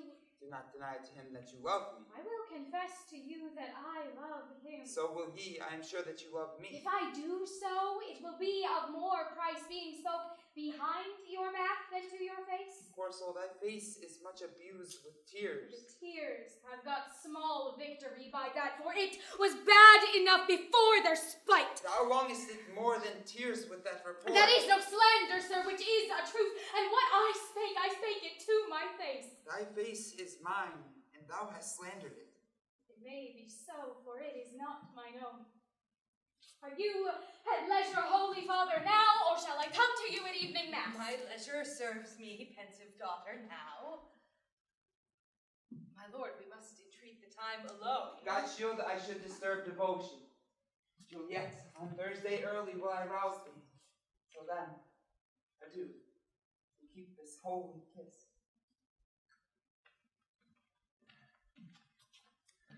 Oh, shut the door. And when thou hast done so, come weep with me past hope, past cure, past hell. Juliet, I already know thy grief. It strains me past the compass of my wits. I hear thou must, and nothing may prorogue it. On Thursday next be married to this county. Oh, tell me not, friar, that thou hearest of this, unless thou tell me how I may prevent it. If in thy wisdom thou canst give no help, do thou but call my resolution wise, and with this knife I'll help it presently. Be not so long to speak, I long to die. If what thou speaks not of remedy. Hold, daughter, hold. I do spy a kind of hope, which craves as desperate an execution as this is desperate, which we would prevent. If rather than to marry County Paris, thou hast the strength of will to kill thyself, then I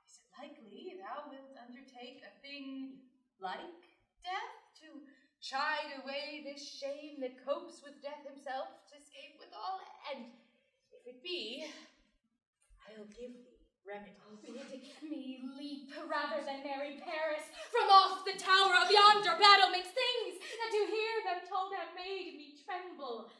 And I will do it without fear or doubt, to live an unstained wife to my sweet love. Hold, then. Go home, be merry, give consent to marry Paris. Wednesday is tomorrow. Tomorrow night, look that thou lie alone. Let not thy nurse lie with thee in my chamber. Take thou this vial, being then in bed, and this distilled liquor drink thou off, and presently through all thy veins shall run a cold and drowsy humor. No pulse shall keep his native progress, but surcease no warmth. No breath shall signify night. Shall he bear thee hence to mention, and this free thee of this present shame, if no inconstant toy or womanish fear abate thy valor in the act. Oh, give me, tell not me of fear. Oh, then be strong and prosperous in this resolve. I'll send a friar straight to Mantua with my letters for your lord. Love, give me strength, and strength shall help afford. Farewell, dear father.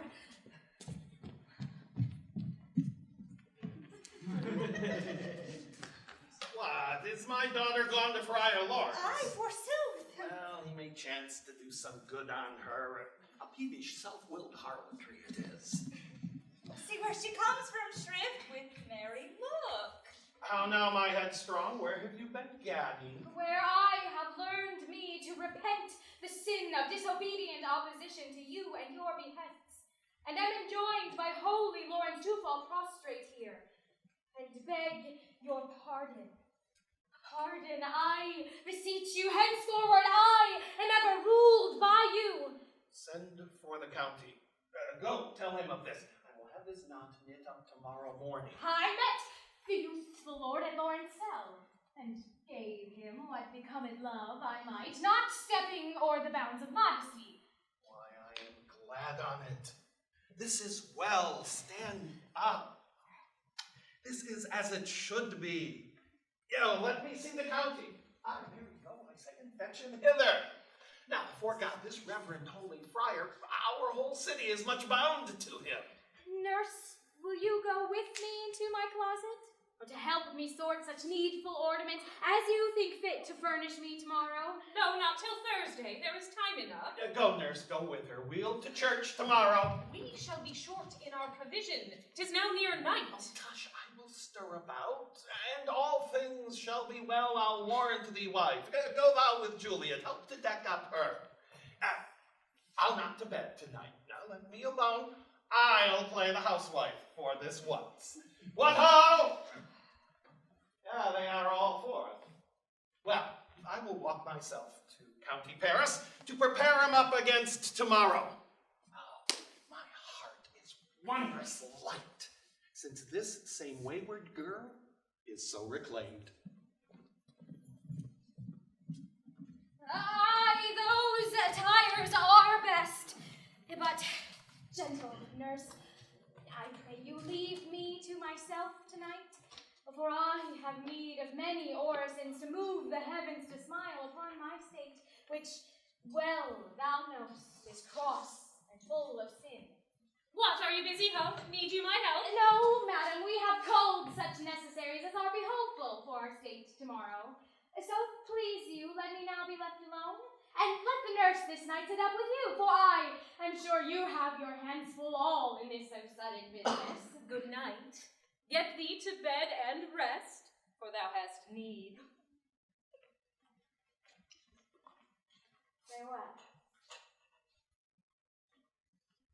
God knows when we shall meet again.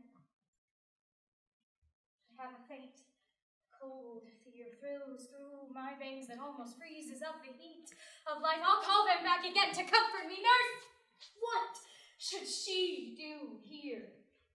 My dismal, seeing I needs must act alone. Come, vile. What if this mixture do not work at all? Shall I be married then tomorrow morning? No, no, this shall forbid it. Lie thou there. What if it be a poison, which the friar hath subtly ministered to have me dead, lest in this marriage he should be dishonored, because he married me before to Romeo? I fear it is. And yet methinks it should not, for he hath still been tried a holy man. How if, when I am laid into the tomb, I wake before the time that Romeo come to redeem me? There's a fearful point. Shall I not then be stifled in the vault, to whose foul mouth no healthsome air breathes in, and there die strangled ere my Romeo comes? Or, if I live, is it not very like the horrible conceit of death and night, together with the terror of the place, as in a vault, an ancient receptacle, where for these many 100 years the bones of all my buried ancestors are packed, where bloody Tybalt, yet but green in earth, lies festering in his shroud, where, as they say in some hours of the night, spirits resort.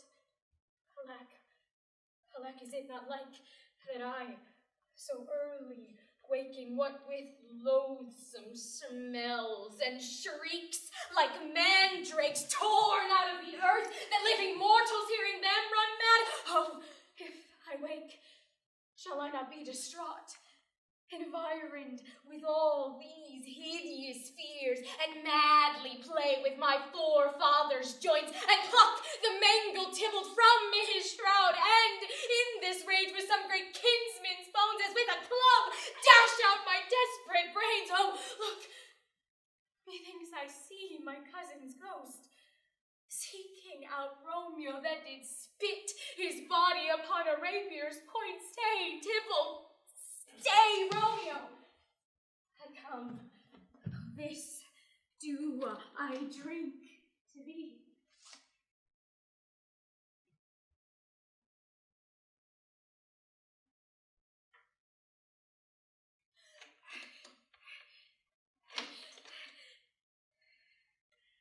Mistress! What mistress?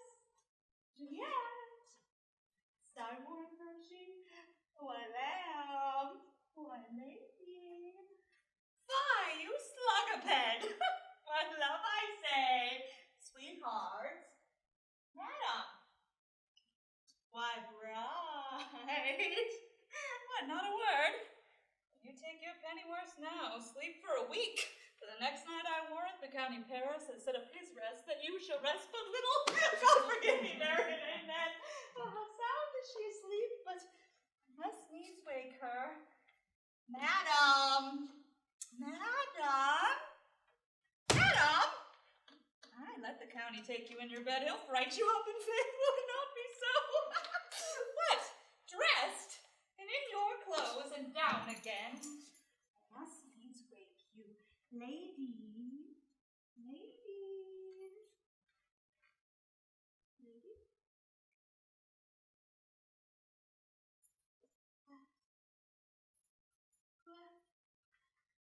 Help!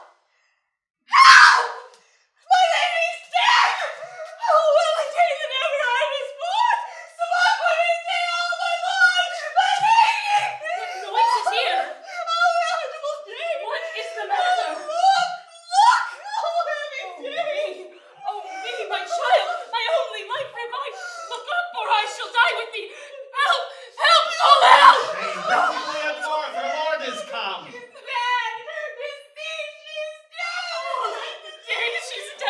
She's dead!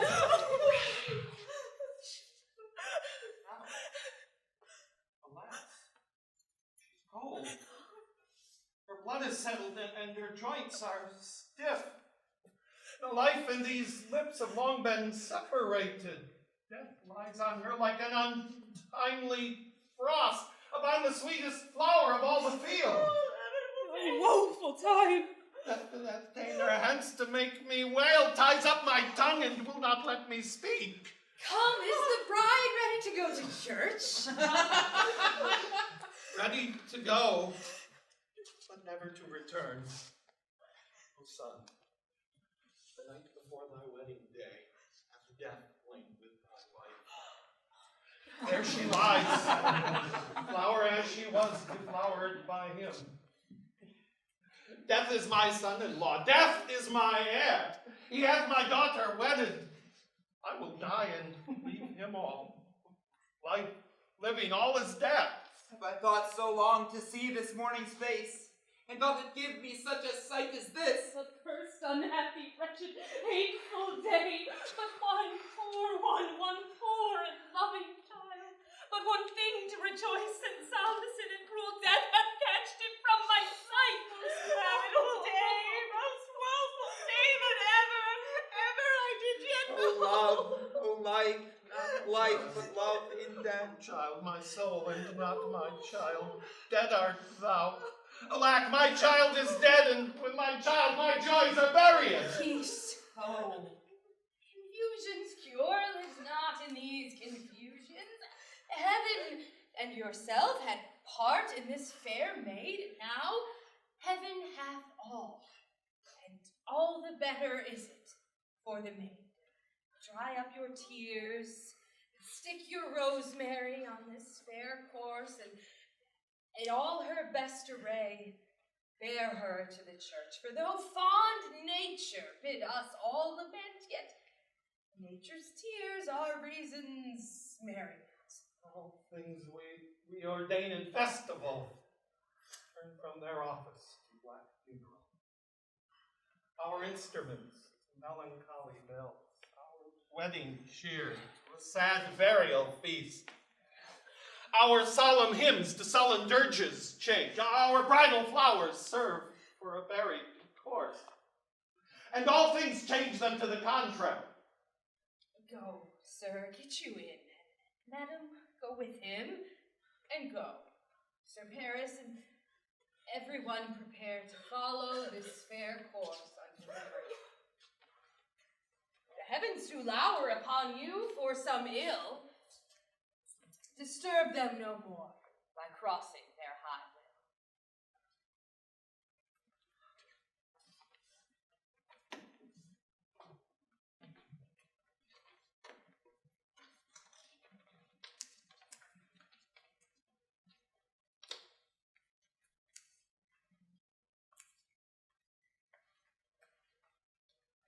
If I may trust the flattering truth of sleep, my dreams presage some joyful news at hand.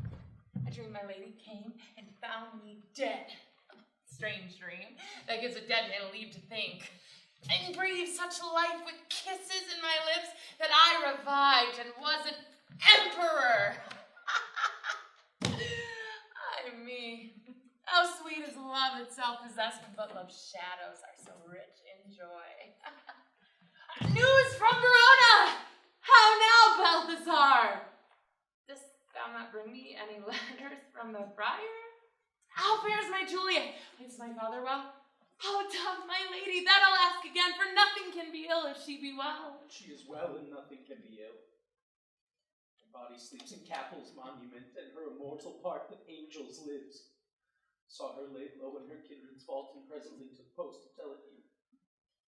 Pardon me for bringing these ill news, so you could leave it for my office, sir. Is it even so?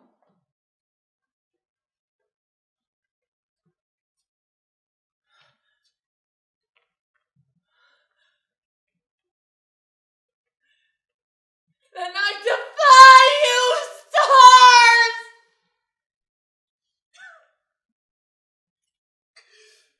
Thou knowest my lodging.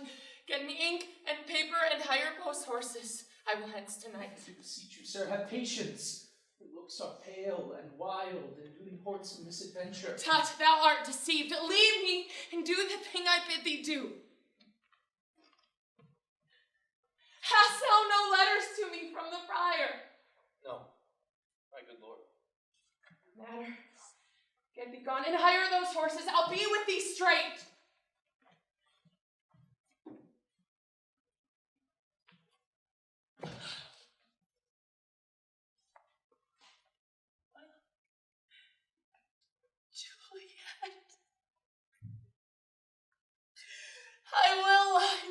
tonight. A sea for means. Oh, mischief, thou art swift to enter in the thoughts of desperate men. I do remember an apothecary in here about me dolls, which lay I noted in the tattered weeds with overwhelming brows, calling of simples, meager for his look, sharp misery had worn him to the bones. Noting this, Henry, I said to myself, and if a man did need a poison now whose sale is present death, Mantua, here lives the caitiff wretch would sell it him. My thought did but forerun my need, and the same needy man must sell it me, as I remember this should be the house. Being holiday, the baker's shop is shut. Holy ho, apothecary! Oh, so loud. Come hither, man. I see that thou art poor. Hold. Here is 40 ducats. Let me have a dram of poison. Such mortal drugs I have, but Mantua's law is death to any he that utters them. The world is not thy friend, nor the world's law. The world affords no law to make thee rich. Then be not poor, but break it and take this. My poverty, but not my will, consents. I pay thy poverty and not thy will. Put this in any liquid thing you will and drink it off. And had you the strength of 20 men, it would dispatch you straight. There is thy gold. Worse poison to men's souls than those poor compounds thou mayest not sell. Sell thee poison now, has sold me none. Farewell. Buy food, and get thyself in flesh. Come, cordial and not poison, go with me to Juliet's grave, for there must I use thee. Holy Franciscan Friar! Brother, help! This same should be the voice of Friar John. Welcome from Mantua. What says Romeo? Or if his mind is right, give me his letter. I'm going to find a barefoot brother out, one of our order, to associate me here in the city visiting the sick, and finding him searches of the town, suspecting that we both were in a house where the infectious pestilence did reign. Sealed up the doors and would not let us forth, so that my speed to Mantua there would stay. Who pour my letter then to Romeo? I could not send it. Here it is again. Nor find a messenger to bring it thee. So fearful were they of infection. Unhappy fortune! By my brotherhood, the letter was not nice, but full of charge of dear import, and neglecting it may do much danger. Friar John, go hence. Get me an iron crow and bring it straight unto myself. Brother, I'll go and bring it thee. Nor must I to the monument alone. In these 3 hours will Juliet wake. Oh, she will beshrew me much that Romeo hath no notice of these accidents. Well, I will write again to Mantua and keep her closely at my cell until he come. Poor living corse, closed in a dead man's tomb.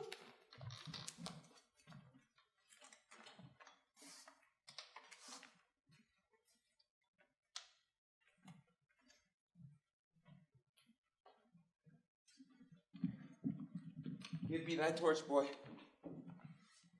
Hence, and stand aloof, holding thine ear close to the hollow ground, so shall no foot upon the churchyard tread. Thou shalt hear it. Whistle then to me as signal that something doth approach. Give me those flowers. Do as I bid thee. Go. I'm almost afraid to stand alone here in the churchyard, yet I will adventure.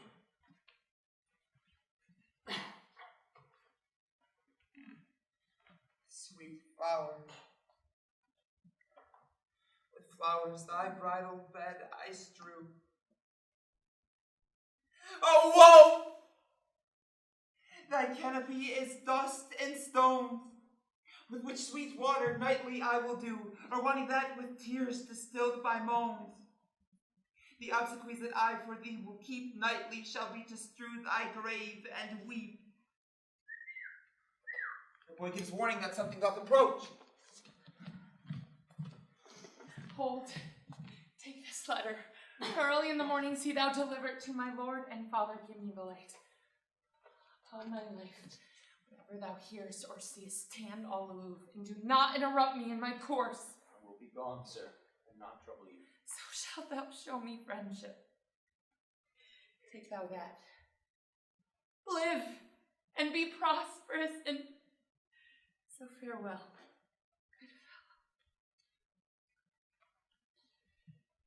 For all this same, I'll hide me hereabout. His looks I fear, and his intents I doubt.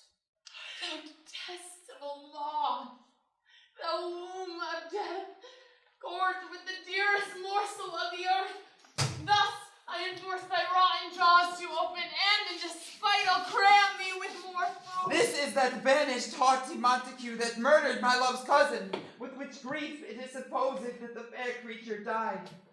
Here is come to do some villainous shame to the dead body. I'll apprehend him. Stop thy unhallowed toil, vile Montague. Can vengeance be pursued further than death? Condemned villain, I do apprehend thee. Obey, and go with me, for thou must die. I must indeed, and therefore came I hither. Good, gentle youth, tempt not a desperate man. By heaven, I love thee better than myself, for I come hither armed against myself. Stay not, be gone, live, and hereafter say amendments, mercy bade thee run away. I do defy thy conjurations, and apprehend thee for a felon here. Wilt thou provoke me? Then have at thee, boy! Fight! We'll go call the war!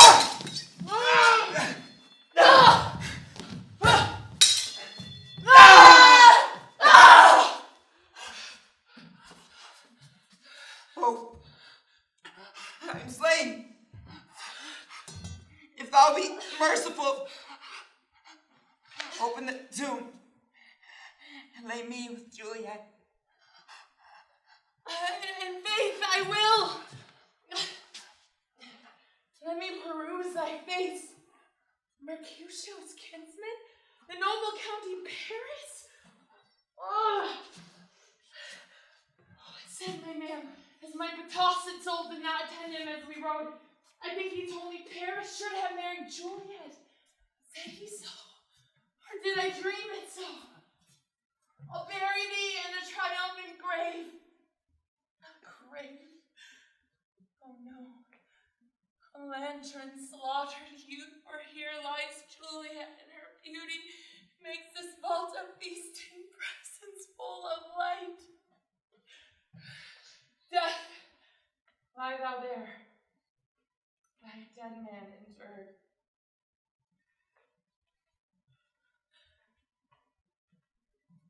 How oft when men are at the point of death do they see Mary, which their keepers call a lightning before death.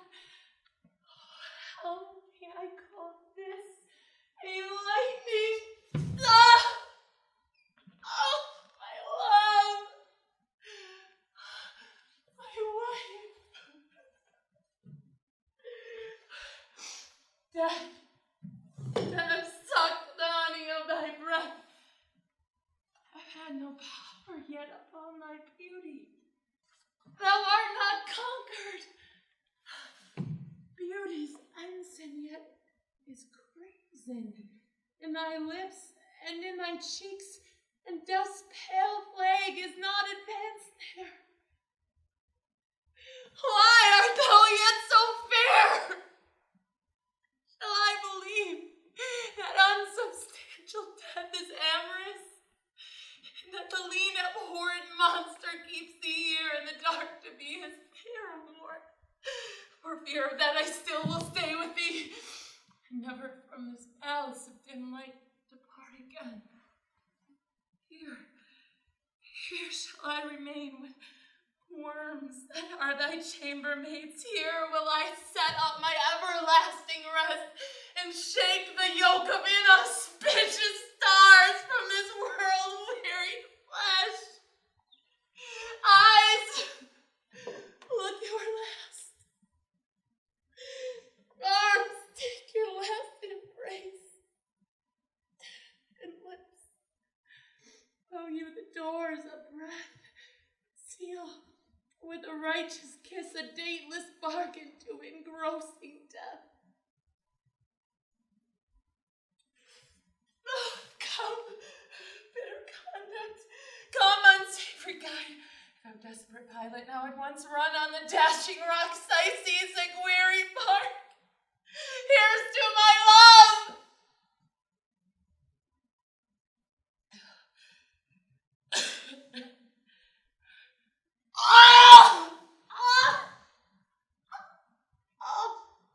True apothecary. The drugs are quick.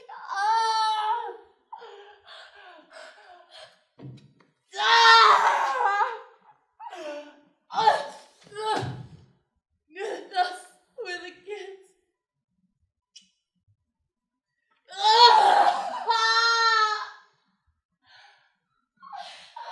die.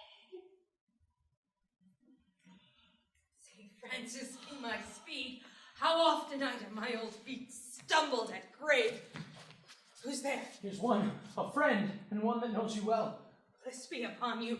Tell me, my friend, what torch is yond that vainly lends its light to grubs and eyeless skulls? For I discern it burneth at the Capel's monument. So, holy sir, and there's my master, one that you love. Who is it? Romeo. How long hath he been there? Oh, half an hour. Go with me to the vault. I dare not, sir.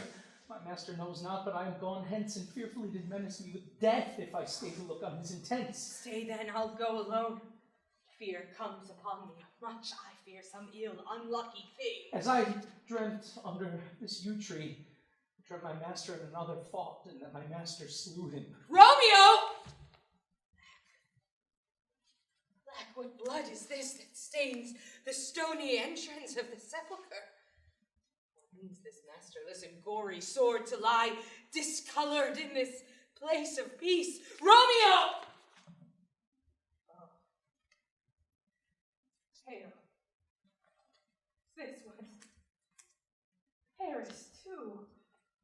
Oh, what an unkind hours. Guilty of this lamentable chance. Lady stirs. Oh, comfortable friar, where is my lord? I do remember well where I should be, and there I am. Where is my Romeo? Which way? I hear some noise, lady. Come from that nest of death, contagion and unnatural sleep. A greater power than we can contradict hath thwarted our intents. Thy husband in thy bosom there lies dead. And Paris too, come away. I will bestow thee amongst a sisterhood of holy nuns. Come, stay not to question, for the watch is coming. Come, go, good Juliet. They're over here. I dare no longer stay. Oh, get thee hence, for I will not away.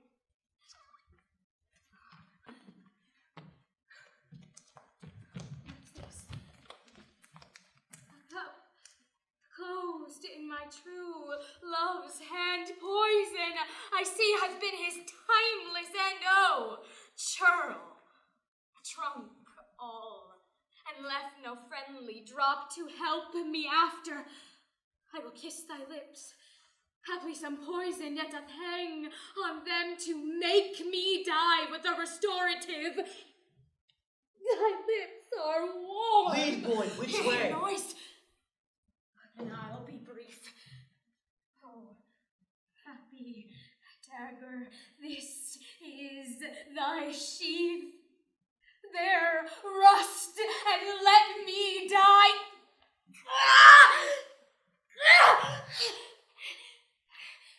This is the place. There, where the torch was burned. The ground is bloody. Search about the churchyard. Go, some of you, whoever you find, attach.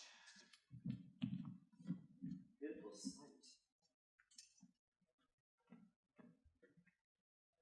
There lies the county slain. And Juliet, bleeding, warm, and newly dead, who here hath lain these 2 days buried. Here's Romeo's man. We found him in the churchyard. Hold him in safety till the prince come hither. Here is a friar that trembles, sighs, and weeps. A I took the spade from him as he was coming down the churchyard side. Great suspicion. Stay the friar too. What misadventure is so early up that calls our person from our morning's rest? Sovereign, here lies the County Paris dead, and Romeo dead, and Juliet dead before, warm and newly killed. Search, seek, and know how this foul murder comes. Here is a friar, slaughtered Romeo's man with instruments upon them fit to open these dead men's tombs. Oh, what? Look how our daughter bleeds. The dagger is misstayed, for lo, his house is empty on the side of Montague, and it missheathed in our daughter's bosom. Oh me, the sight of death is as a bell that warns my old age to a sepulchre. Come, Montague, for thou art early up to see thy son and heir more early down. Alas, my liege, my wife is dead tonight. Grief of my son's exile had stopped her breath. What further woe is there in my age? Look, and thou shalt see. Thou, what manners is this? Press before thy father to a grave? Close up the mouth of outrage for a while until we can clear these ambiguities and know their spring, their head, their true descent. I am the greatest, able to do least, yet most suspected, as time and place doth make against me of this direful murder, and here I stand, both to impeach and purge myself condemned and myself excused. Then say at once what thou dost know in this. I will be brief, for my short date of breath is not so long as is a tedious tale. Romeo there dead was husband to that Juliet, and she there dead, that Romeo's faithful wife. I married them, and their stolen wedding day was Tybalt's doomsday, whose untimely death banished the new-made bridegroom from the city for who, and not for Tybalt, Juliet pined you to remove the siege of grief from her betrothed, and would have married her perforce to County Paris. Then comes she to me, and with wild look bid me devise some mean to rid her of this second marriage, or in my cell there would she kill herself. Then I gave her, so tutored by mine art, the sleeping potion, which so took effect as I intended, for it wrought on her the form of death.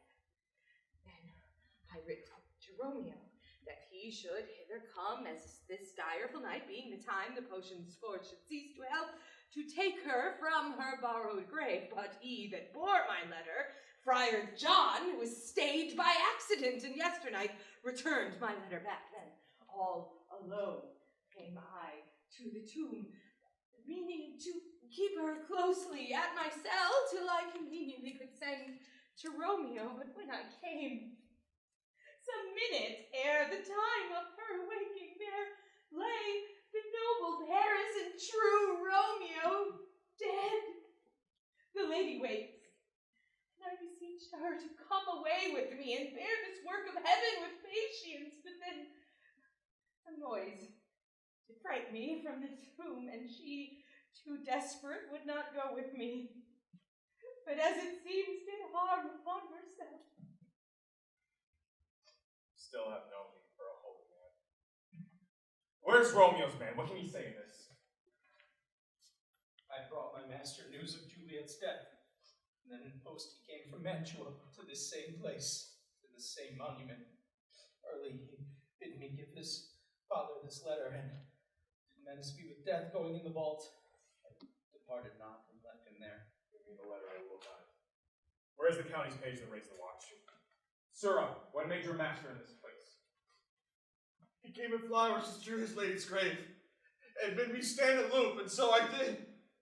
Anon comes one with light to ope the tomb, and by my master drew on him, and then I ran away to go watch. This letter doth make good the friar's words. Where be these enemies? Capulet, Montague. See what a scourge is laid upon your hate, that heaven finds means to kill your joys with love. And I, for winking at your discourse, to have lost a brace of kinsmen. All are punished. Brother Montague, give me thy hand. This is my daughter's jointure, for no more can I demand. But I can give thee more, for I will raise her statue in pure gold that while Verona by that name is known, there shall no figure in such rank be set as that of true and faithful Juliet. As rich shall Romeo's by his lady's life, for sacrifices of our enmity. A gloomy peace this morning with it brings. The sun, for sorrow, will not show his head. Go hence, to have more talk of these sad things. Some will be pardoned and some punished. Or never was a story of more woe than this of Juliet and her Romeo.